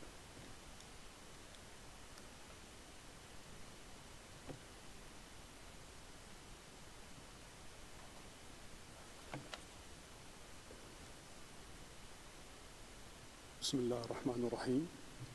Mr. President, distinguished members of the court, I have the honor to address this esteemed court today on behalf of the State of Kuwait, fully conscious of the urgency and gravity of the issues before us. In recognition of the limited time available, Kuwait will concisely address the essential matters, clearly setting forth its position. Regrettably, we meet at a time marked by a grave humanitarian crisis and mounting dangers in the occupied Palestinian territory, where the unfolding tragedy poses a direct challenge to the conscience of the international community and to the very foundations of international law. The humanitarian situation in the OPT has deteriorated alarmingly, compelling the urgent attention of this court. The recent escalation of military actions by Israel, hereafter referred to as the occupying power, has tragically intensified the suffering of the Palestinian civilian population. Civilians continue to endure harm, exacerbated by systemic obstruction of humanitarian aid. This crisis is deepened further by recent legislative measures that severely restrict and jeopardize the critical humanitarian role provided by the United Nations Relief and Works Agency for Palestine refugees in the Near East. Mr. President, Kuwait stands unwaveringly committed to the primacy of international law as the fundamental mechanism through which the legitimate rights and aspirations of the brotherly Palestinian people can be secured. International law remains our most potent instrument for achieving justice, accountability, and lasting peace in the region. These principles have been recently articulated by the representative of His Highness the Emir of the State of Kuwait, Sheikh Mashal Ahmed Al-Jaber Al-Sabah, His Highness the Crown Prince Sheikh Sabah Khalid Al-Hamad Al-Sabah during Kuwait's address at the Extraordinary Arab Summit in Cairo. Excuse me to interrupt, but please speak more slowly. Sorry? Please speak more slowly. Slowly. That address emphasized the imperative necessity of holding the occupying power accountable through the mechanisms of international law, including international humanitarian law, resolutions of the General Assembly, the Security Council, the Human Rights Council, and the International Court of Justice. In February 2024, Kuwait, along with several states, stood before this honorable court condemning the occupying power's prolonged and illegal occupation of Palestinian lands. This court, in its seminal advisory opinion, issued on 19 July 2024, unequivocally affirmed that the occupying power's occupation is unlawful and must end as rapidly as possible. Yet, the relentless continuation of military operations, including devastating aerial strikes on Gaza since 18 March 2025, stands as a distressing testament to this ongoing injustice. In parallel, the occupying power's actions have severely imperiled the vital humanitarian mission of UNRWA. Recent legislative actions enacted by the occupying power in January 2025 have severely curtailed UNRWA's capacity to function, critically undermining its ability to deliver indispensable support and services to Palestinian civilians. Kuwait's oral submission is structured thematically to facilitate the court's careful consideration of the applicable legal frameworks. I will begin by confirming the court's jurisdiction and clarifying the scope of the question and relevant law. I will then highlight the occupying powers violations of the privileges and immunities of the UN and UNRWA. Finally, I will address the breaches of international humanitarian and human rights law. This structured approach is intended to provide the Court with a clear and coherent legal foundation for its advisory opinion. Mr. President, members of the Court, this inquiry is urgent and essential. The Court's authoritative guidance is vital to relieving immediate suffering and reaffirming international law. Mr. President, honorable members of the Court, with your permission, I shall now address briefly, but with the requisite care, the question of whether the Court possesses jurisdiction in the present advisory proceedings, and whether it should exercise that jurisdiction. The legal basis is beyond doubt. The Court's jurisprudence is clear, and the urgency of the matter before you could not be greater. The advisory jurisdiction of this Court is grounded in two foundational provisions: Article 96(1) of the UN Charter and Article 65(1) of the Statutes of the Court. Article 96 authorizes the UN General Assembly to request an advisory opinion from this Court on any legal question. Article 65, in turn, enables the Court to respond to such requests, provided they are made by an organ duly authorized under the UN Charter. These two provisions form the legal cornerstone of the Court's advisory function. They leave no room for doubt. The request presently before the Court originates from the General Assembly. Moreover, the question it poses is unmistakably legal. Specifically, it asks whether that conduct of the occupying power complies with the rules and principles of international law, including international humanitarian law, international human rights law, and the 1946 Convention on the Privileges and Immunities of the UN. It directly concerns the UN, its agencies, and other international actors as it relates to their operations and the protection of their personnel in and in relation to the OPT. The great minority of participants in these proceedings have suggested that the political context surrounding this request undermines its legal character and the clarity of the question. But this Court has long and consistently held otherwise. As reaffirmed in the Court's jurisprudence, the presence of political aspects in a question does not deprive it of its character as a legal question. Indeed, this Court was created precisely to answer legal questions that arise even and especially within politically sensitive contexts. It is true that Article 65 of the statutes uses permissive languages. The courts may render an advisory opinion. That implies discretion. But the court's own jurisprudence makes clear that this discretion is not absolute. The court has emphasized that responding to such requests forms part of its participation in the work of the UN, and that it should not, in principle, refuse to respond unless compelling, or in the court's own language, decisive reasons are present.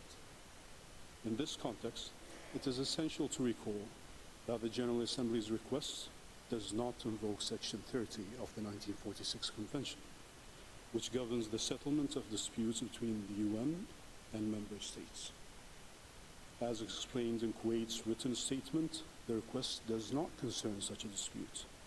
Rather, it seeks clarification of the occupying power's legal obligations, particularly as they relate to the presence and activities of the UN and other international actors in and in relation to the OPT. Finally, it shall be made clear that rendering an advisory opinion could in no way compromise the court's judicial integrity in pending cases against the occupying power before this court. Kuwait categorically rejects this view. The court's advisory and contentious functions are clearly distinct. Independency of a related case cannot deprive the General Assembly of its right to request an advisory opinion. Also, in the present advisory proceedings, the divergence of legal views specifically concerns the actions of the UN and its organs in relation to the occupying power's obligations as UN member and as the occupying power in the OPT. Mr. President, members of the court, the question is legal, and it falls squarely within the ambit of Articles 65 and 96. Nothing prevents the court from rendering an advisory opinion. To the contrary, the gravity of the situation makes the court's guidance not only appropriate, but indispensable. Excuse me, the interpreter is having a trouble, so please speak more slowly. Mr. President, I will now address the scope of the question submitted by the General Assembly and the relevant legal framework governing the court's analysis. The present request is distinct from last year's advisory opinion, focusing on specific legal questions. The General Assembly does not seek a comprehensive account of all obligations of the occupying power as a UN member, but rather an opinion on its duties concerning the presence and activities of the UN, its organs, agencies such as UNRWA, other international organizations, and third states in and in relation to the OPT. This includes measures such as legislation aimed at banning UNRWA. General Assembly Resolution 79-232 recalls the occupying power's obligation to ensure unrestricted humanitarian assistance, essential services, and support for the Palestinian people's right to self-determination. Paragraph 10 of the resolution establishes a coherent legal framework referencing relevant sources, the UN Charter, international humanitarian and human rights law, the law governing privileges and immunities of international organizations, pertinent resolutions of the Security Council, the General Assembly, the Human Rights Council, and this court's advisory opinions from 2004 and 2024. In Kuwait's view, this list is explicitly non-exhaustive, as underlined by at least 25 participants in these proceedings. It includes the Convention on the Rights of the Child, to which the occupying power is a party. Given the disproportionate and devastating impact of the conflict on Palestinian children, as well as the court's binding provisional measures in the genocide case brought by South Africa against the occupying power, a valid point highlighted by a great number of participants. Mr. President, members of the court, I shall now turn to the legal obligations incumbent upon the occupying power concerning the privileges and immunities of the UN, with particular attention to UNRWA. The privileges and immunities enjoyed by the UN are firmly grounded in Article 105 of the UN Charter. These privileges and immunities constitute essential protections, enabling the UN to perform its mandate independently and effectively, free from interference.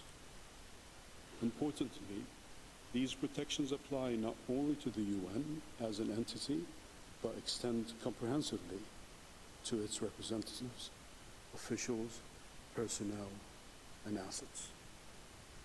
Consequently, the occupying power bears a clear and unequivocal legal obligation to uphold and respect these privileges and immunities. This obligation is explicitly reinforced and codified by the 1946 Convention, which remains fully applicable and binding upon the occupying power due to its ongoing membership in the UN. The 1946 Convention establishes a comprehensive legal framework to safeguard the functioning of the organization. It guarantees, inter alia, the immunity of UN property from interference, the inviolability of its premises, the freedom of movement of officials and experts on mission, and legal immunity for acts performed in an official capacity.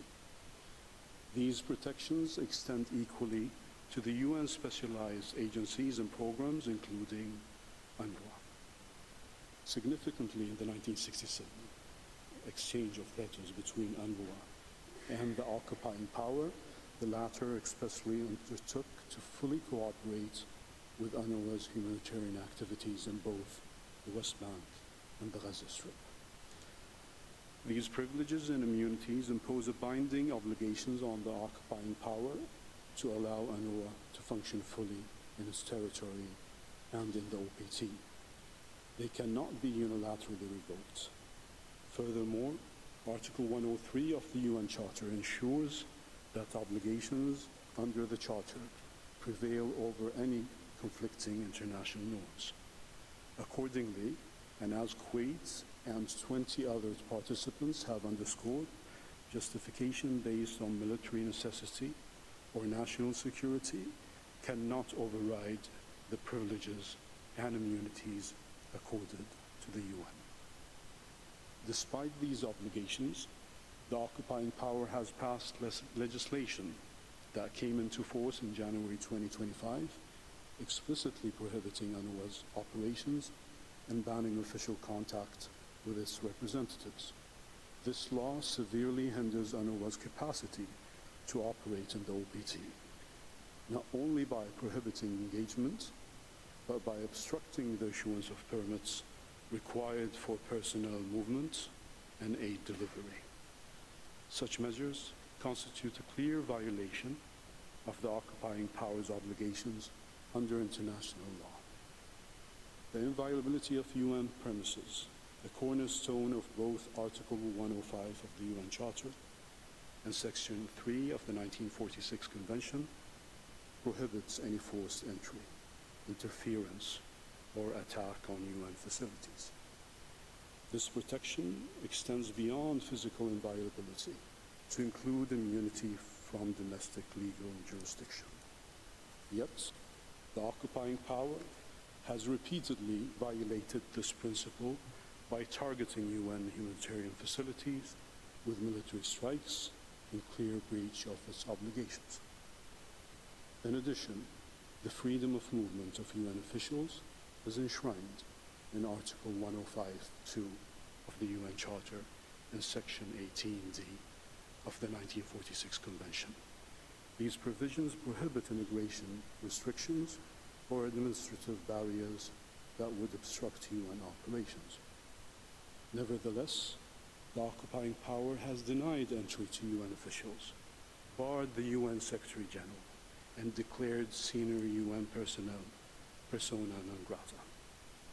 These actions not only obstruct the UN's functions, but also violate both treaty-based and customary international law. Mr. President, UN officials and experts on mission also enjoy functional immunity for acts performed in the course of their official duties. This immunity includes protection from legal proceedings and procedural safeguards, such as the right to visitation and fair treatment in case of detention. However, the occupying power has detained UN personnel for statements made and acts performed in their official capacities, violating Section 18 of the 1946 Convention. In particular, the arbitrary detention of UNRWA staff has denied the UN the ability to communicate with or visit its personnel, thereby undermining their independence. Kuwait submits that the occupying power has consistently violated its international legal obligations relating to the privileges and immunities of the UN. Such conduct is not merely unlawful, it endangers the effective functioning of the UN within and in relation to the OPT. Kuwait therefore respectfully calls upon the court to reaffirm the inviolability of the UN and its agencies and to clarify the legal consequences arising from the occupying power's persistent non-compliance.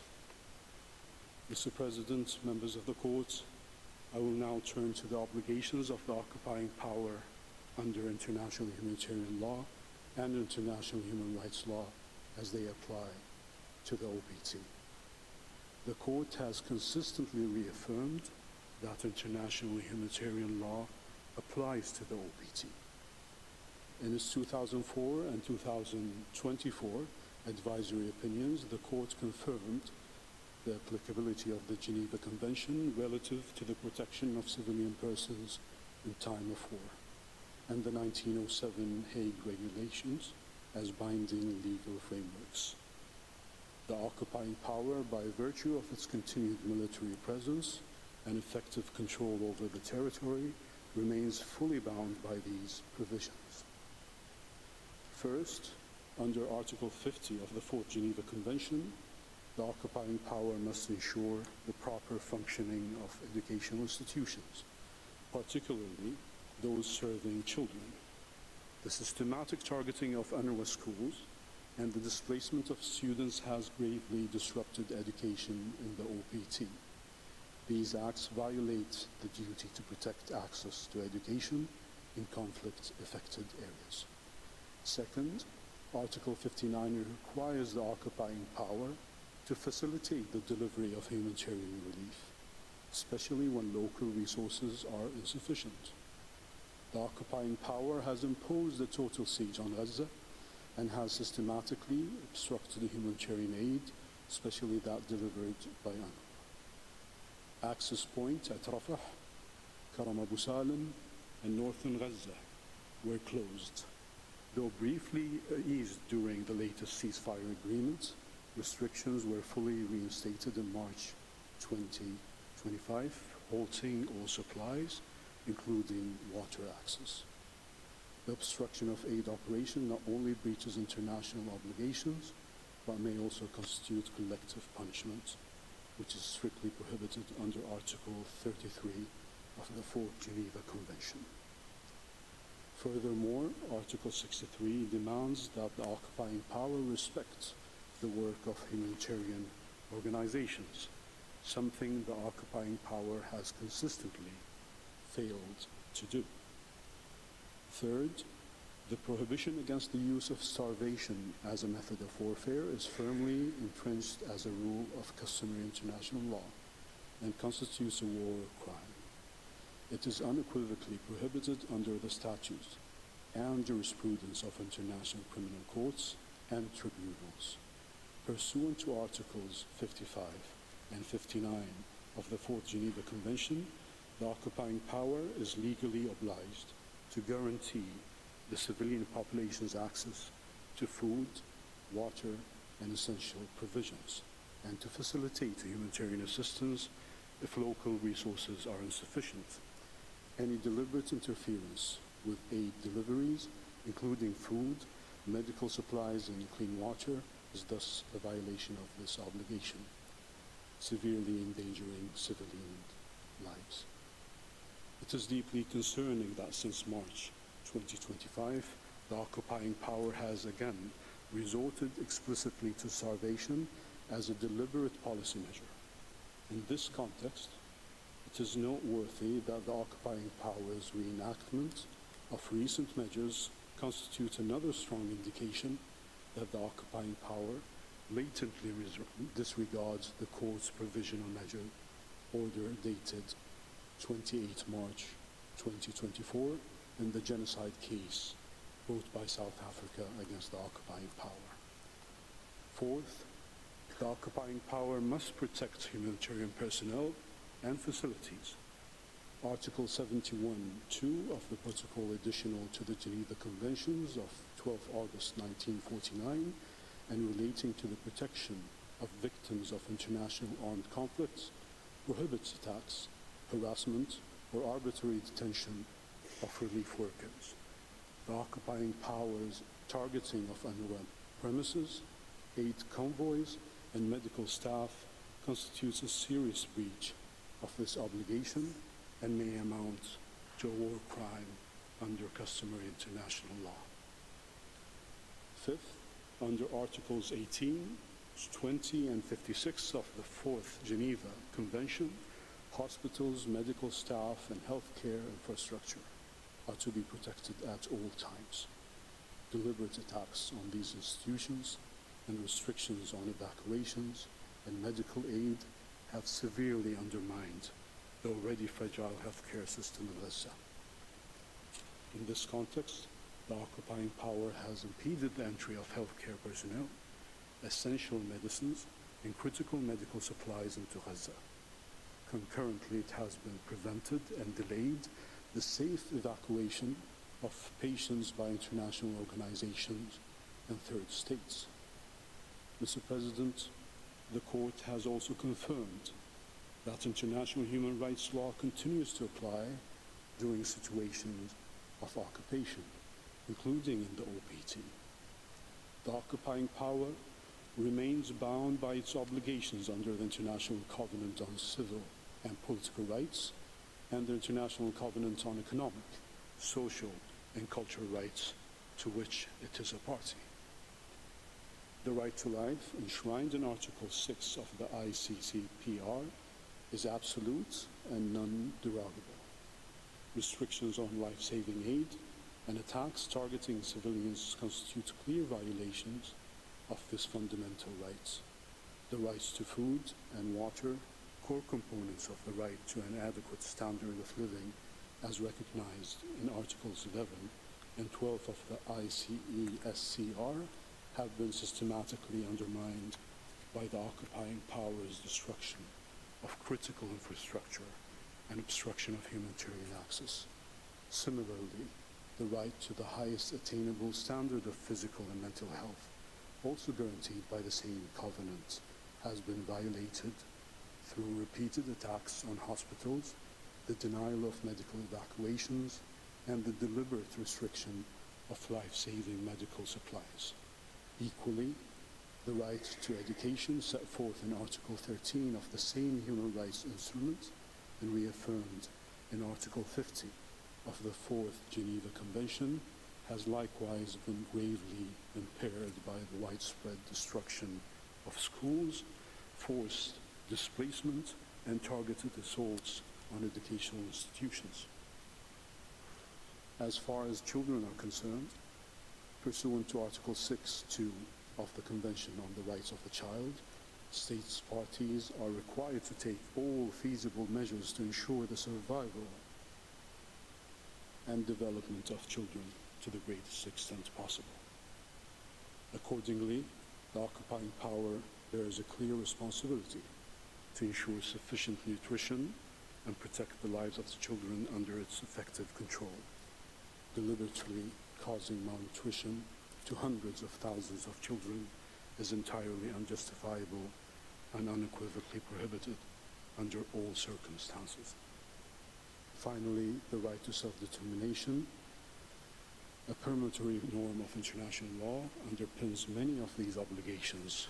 The occupying power's sustained interference with Palestinian civil, political, and economic development, particularly through its assault on humanitarian infrastructure, represents a profound violation of this right. Kuwait reaffirms its steadfast commitment to international law and to the vital role of this court in upholding its principles. The present advisory proceedings concern the obligations of the occupying power in relation to the presence and activities of the UN, other international organizations, and third states in relation to the OPT. By clarifying these obligations and the legal consequences arising from their violation, the Court will offer indispensable guidance to the international community. Kuwait expresses its full confidence that the Court's opinion will reinforce the rule of law, protect the integrity of the UN system, and reaffirm the inalienable rights of the Palestinian people. Mr. President, members of the Court, this concludes Kuwait's oral statement. On behalf of the delegation of Kuwait, I wish to extend our sincere appreciation to the Court for its careful attention and to express our gratitude to the registry and the interpreters for their invaluable support throughout these proceedings. It has been an honor to appear before you in service of the principles of international law and the UN Charter. I thank the representative of Kuwait for his presentation. Jamida. I now invite the following delegation, that of Luxembourg, to take the floor, and I call Mr. Tobias Schell to the podium.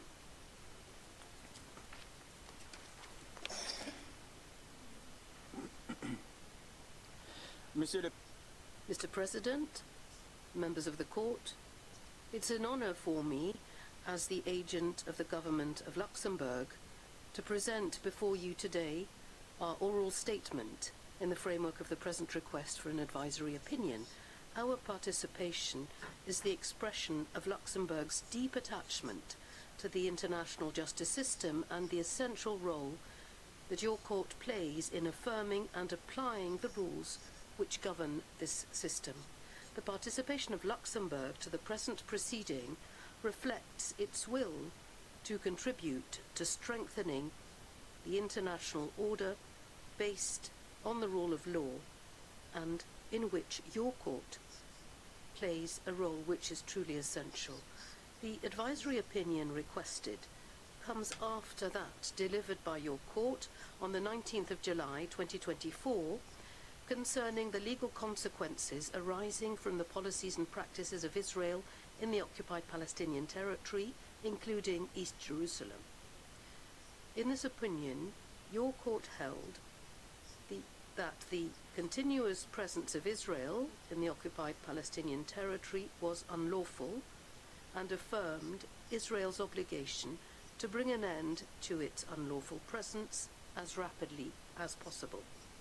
With regard more particularly to the question of the prolonged occupation of the OPT, which persists since 1967, your court found that the Israeli state, acting as the occupying power, held a set of powers and responsibilities with regard to the territory over which it exercises effective control.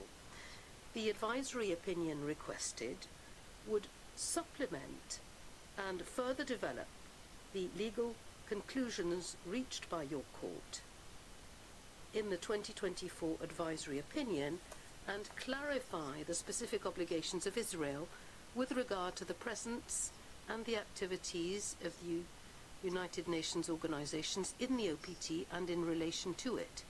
The legal conclusions of this opinion will provide a framework to analyze Israel's obligations in the framework of the present advisory proceeding.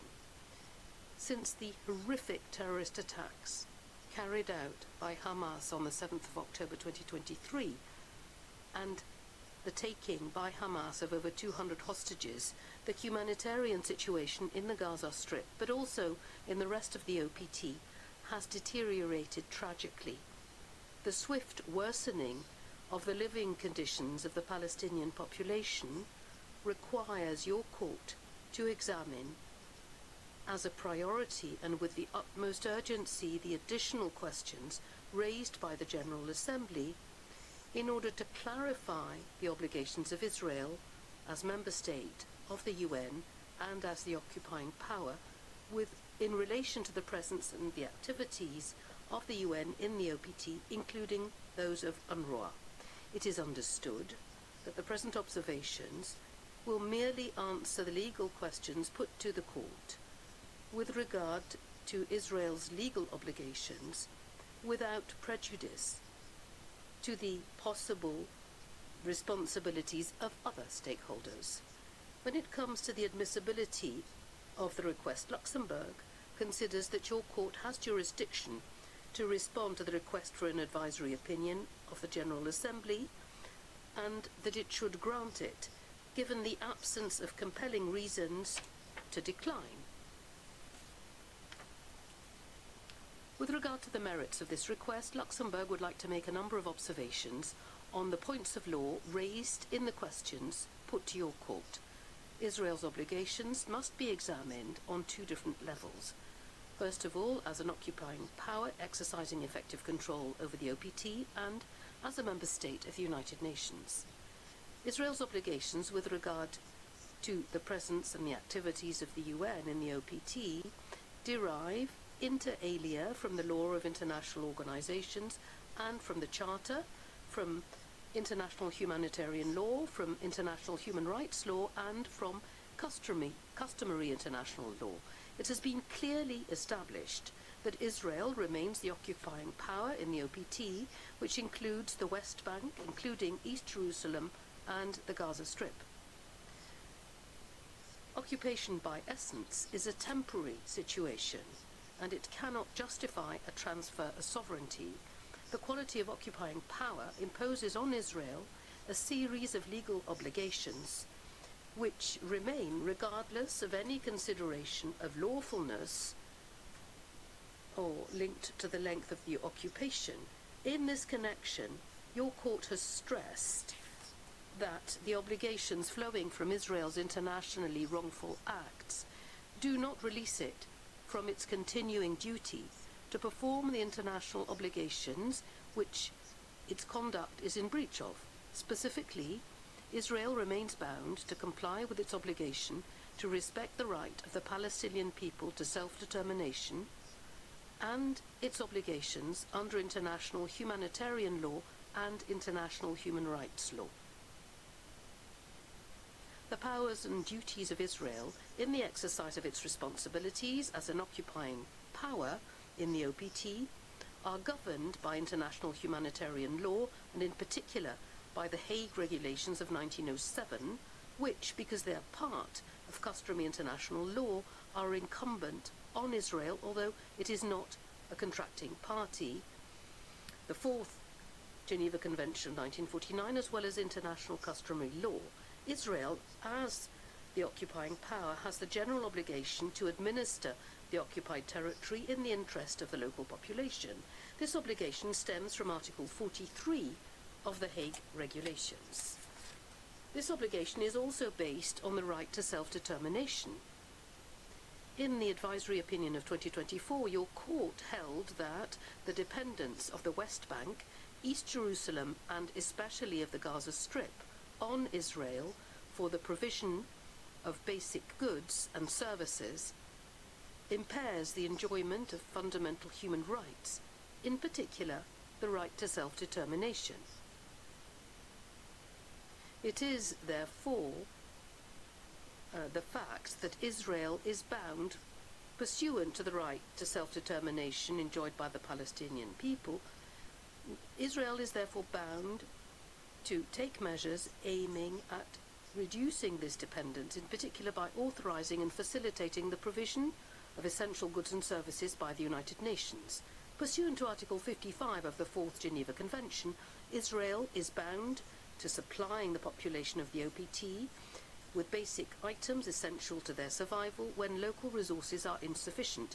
As pointed out by your court in its advisory opinion of 2024, the occupying power has the continuing duty to ensure that the local population has an adequate supply of foodstuffs, including water.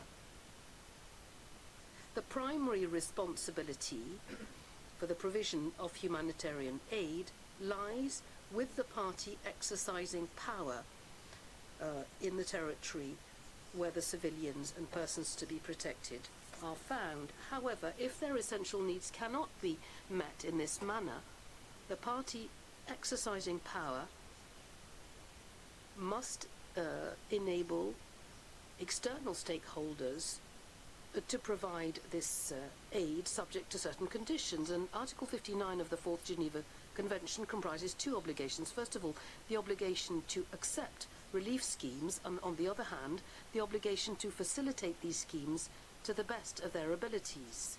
These obligations have an unconditional character. The occupying power cannot escape them, insofar as it has been established that the population of the occupied territory is inadequately supplied. These collective relief schemes can be undertaken by states or humanitarian organizations insofar as they are impartial. Although the occupying power enjoys a certain margin of appreciation in accepting and facilitating humanitarian aid, it remains bound to take into consideration the real needs of the population population of the occupied territory, as well as the means available to ensure humanitarian assistance. Luxembourg wishes to emphasize the essential role played by the United Nations agencies and programs in supplying essential humanitarian assistance for the population of the OPT, and in particular the vital role of UNRWA. Its essential role in providing humanitarian assistance to Palestinian refugees through the essential programs for education, health, relief, social services and emergency aid has been recognized by the Security Council, which described it as the backbone of all the humanitarian interventions in Gaza, and underlined that no organization can replace UNRWA's capacity and mandate to serve Palestinian refugees and civilians which have an urgent need of humanitarian assistance. The irreplaceable and vital role of UNRWA has also been underscored by the General Assembly in its resolution ES 10/25. UNRWA is the main provider of humanitarian aid and essential services in the OPT. Given the extreme gravity of the humanitarian crisis in the Gaza Strip and the absence of alternatives with the necessary capacity to secure adequate supplying of the population, it is incumbent on Israel, as the occupying power, to enable and facilitate unimpeded access of United Nations agencies, including UNRWA, to humanitarian aid in accordance with Article 59 of the Fourth Geneva Convention. In Article 59, paragraph 3 of the Convention, an obligation is incumbent on all contracting states, including Israel, to authorize the free passage of relief supplies and, as a complement, to ensure their protection. Article 59, paragraph 4 contains a safeguard clause which in particular enables the occupying power to exercise its right to inspect and check the relief sent and supervise the distribution of it. The technical arrangements prescribed, however, should not infringe the obligation to ensure swift and unhindered passage of relief, as your court has affirmed with regard to the situation in Gaza. Israel, however, cannot exercise its right to inspect and check in an arbitrary or abusive manner, such as to render the principle itself ineffective or unduly delay the delivery of relief. As underscored by the Secretary-General of the United Nations in his press release of the 8th of April 2025, the authorization mechanisms recently proposed by Israeli authorities for the delivery of aid risk brutally restricting this aid, whereas at the points of passage, foodstuffs, medicines and shelters are accumulating and vital equipment is blocked. The obligation to allow the free passage of humanitarian relief is supplemented by the obligation to protect humanitarian aid and staff, a rule which is enshrined in customary international law. In order for the humanitarian aid to be supplied to civilian populations, the safety of humanitarian personnel delivering the aid must be assured. Relief personnel is protected against attacks pursuant to the principle of distinction. Practice underlines not only the prohibition on attacks against humanitarian staff, but also the prohibition of harassment, intimidation, and arbitrary detention of this personnel, and provides examples of such action against humanitarian personnel: ill treatment, physical or psychological violence, murder, assault, abduction, hostage-taking, harassment, kidnapping, arrest, and illegal detention. The Security Council regularly recalls the need for the parties to the conflict to respect and protect humanitarian staff.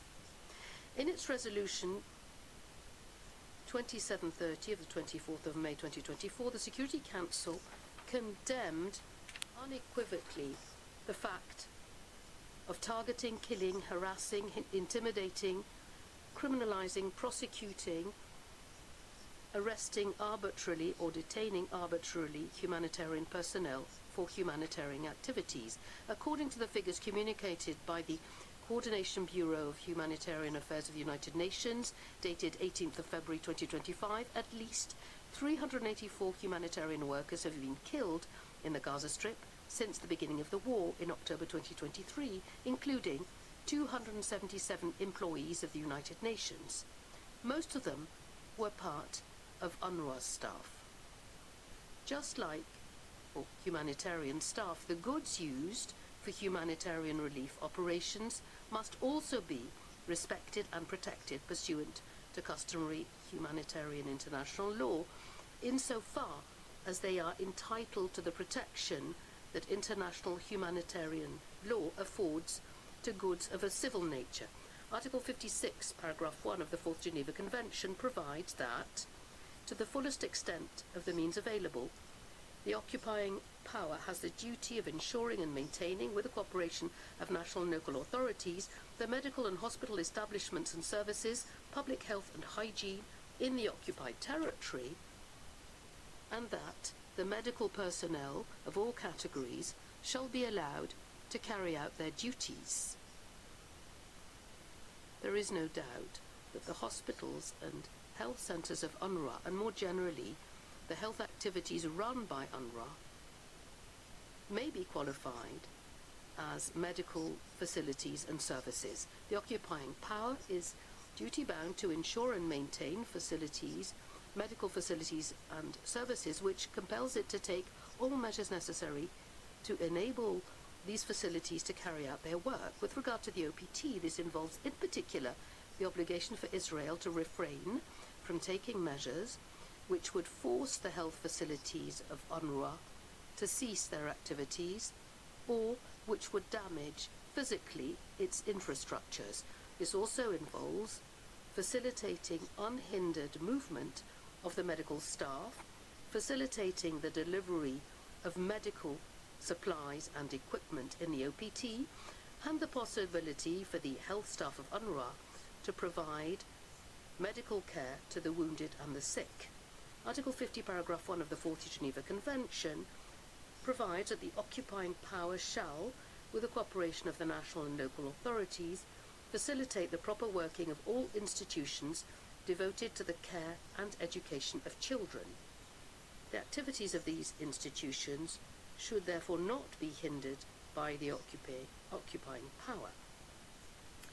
With regard to the OPT, this in particular involves the obligation for Israel to refrain from detaining the teaching staff of UNRWA schools, from using these schools for military operations, or from damaging their premises. The occupying power is not only bound to refrain from any action which would prevent the activities of these institutions, but also to actively support them if the domestic authorities responsible are defective. In particular, they must facilitate repairs to damaged schools, facilitate the delivery of the necessary supplies for educational activities, or make itineraries secure to enable children to go to school. The obligation to facilitate the proper functioning of care and teaching facilities and the education of children provided for in Article 50, paragraph 1 must be interpreted jointly with other rules of international humanitarian law relating to the well-being of children, such as Article 24 of the Fourth Geneva Convention, and the obligation pursuant to customary international law to grant respect and protection specifically to children affected by an armed conflict. The obligations of states when it comes to human rights also apply when a state exercises its sovereignty outside its territory, in particular in situations of occupation. Your court has recalled that the main international instruments relating to human rights, the International Covenant on Civil and Political Rights, the International Covenant on Economic, Social and Cultural Rights, the International Convention on the Elimination of all forms of racial discrimination, and the Convention on the Rights of the Child, to which Israel is a party, are applicable in the OPT. As your court has underscored on several occasions, the protection offered by human rights conventions does not cease in case of armed conflict or occupation. International humanitarian law and international human rights law are complementary and should be taken into consideration simultaneously. These instruments comprise a series of provisions applicable to the provision of humanitarian aid in the OPT and concern in particular the right to life, the right to be free from hunger, the right to a sufficient standard of living for every person and their family, including adequate food, clothing and housing, the right to health and the right to water. The International Covenant on Economic, Social and Cultural Rights obliges on states that they act, including through international cooperation, to guarantee progressively the exercise of economic, social and cultural rights. They should refrain from any measure preventing their exercise. Thus, if humanitarian aid or aid to development is essential to the realization of these rights, a state cannot lawfully restrict access to it. As a member of the UN, Israel enjoys a number of rights but also holds a number of duties. Resolution 273 of the 11th of May 1949, in which the General Assembly of the United Nations admitted Israel as a member of the UN, specifies that the latter unreservedly accepts the obligation of the United Nations Charter and undertakes to honor them from the day when it becomes a member of the United Nations. Under the provisions of the Charter, Israel, like any other member states of the United Nations, is bound by an obligation of assistance towards the UN, which it must observe in good faith. This is also true of the United Nations agencies, which are part and parcel of the UN system. Given the factual circumstances which led to the seizing of the court, namely the adoption by Knesset on the 28th of October 2024 of two laws aiming at banning the activities of UNRWA, the following analysis will deal mainly with the presence and the activities of this agency in the OPT. The privileges and immunities necessary for the action of the United Nations and its agents in the territory of each member state are protected in accordance with Article 105 of the Charter. The privileges and immunities enjoyed by the UN are defined in greater detail in the General Convention on the Privileges and Immunities of the United Nations of February 13, 1946, to which Israel acceded on September 21, 1949. As a state party to this convention and as a member of the United Nations, Israel is therefore bound to respect the obligations relating to privileges and immunities arising from them. In accordance with Section 35 of the General Convention, member states may not denounce this convention as long as they are still members of the UN. With specific regard to UNRWA, the General Assembly has repeatedly reiterated the applicability of the General Convention to this agency and has recalled that Israel is bound to respect UNRWA's mandate as well as its privileges and immunities. As a subsidiary body of the UN, UNRWA enjoys the same immunities and privileges in all its member states, including Israel. In the Micklemore exchange of letters in 1967, Israel recognized that the General Convention governed relations between the Israeli government and UNRWA concerning the exercise of the agency's functions. The laws of October 28, 2024 provide for this agreement to be repealed and for the revocation of the privileges and immunities granted to UNRWA. It should be noted, however, that this exchange of letters cannot constitute the legal basis for the presence of UNRWA or the United Nations on Israeli territory because it pre-existed the conclusion of the provisional agreement. The agreement does not create the privileges and immunities enjoyed by UNRWA, but merely recognizes their existence. Consequently, the termination of the agreement cannot deprive the agency of the privileges and immunities it enjoys under the General Convention. In accordance with Section 34 of the General Convention, Israel must be able to apply the provisions of the Convention under its own law. It cannot invoke the provisions of its domestic law as justification for failing to fulfill its obligations. It follows that Israel's domestic laws, including the laws of the Knesset, must be implemented in a way that is compatible with Israel's international obligations under the General Convention. Luxembourg considers that certain provisions of the laws adopted by the Knesset are likely, if they're implemented, to violate Israel's obligations under Article 105 of the Charter and the General Convention. Under these laws, all contact or any contact between employees of the State of Israel and UNRWA or through an intermediary is prohibited. This provision makes it impossible for UNRWA to carry out its activities because the agency cannot de facto carry out its functions without coming into contact with the Israeli authorities, particularly when it comes to issuing visas, for instance, to its staff. This measure runs counter to the obligation of assistance that Israel owes to the United Nations and its bodies under the Charter. Knesset's laws also provide that criminal proceedings against UNRWA staff cannot be ruled out. While the scope of this provision does not seem entirely clear, it is important to note that any criminal proceedings brought by Israel against UNRWA staff would be incompatible with the General Convention, which grants immunity from jurisdiction to UN officials for acts performed by them in exercising their functions. In accordance with Section 20 of the General Convention, the immunity of UN officials may be waived at the UN's discretion. If Israel wishes to waive this immunity in particular specific cases, it should submit a request to the UN, giving its reasons for doing so.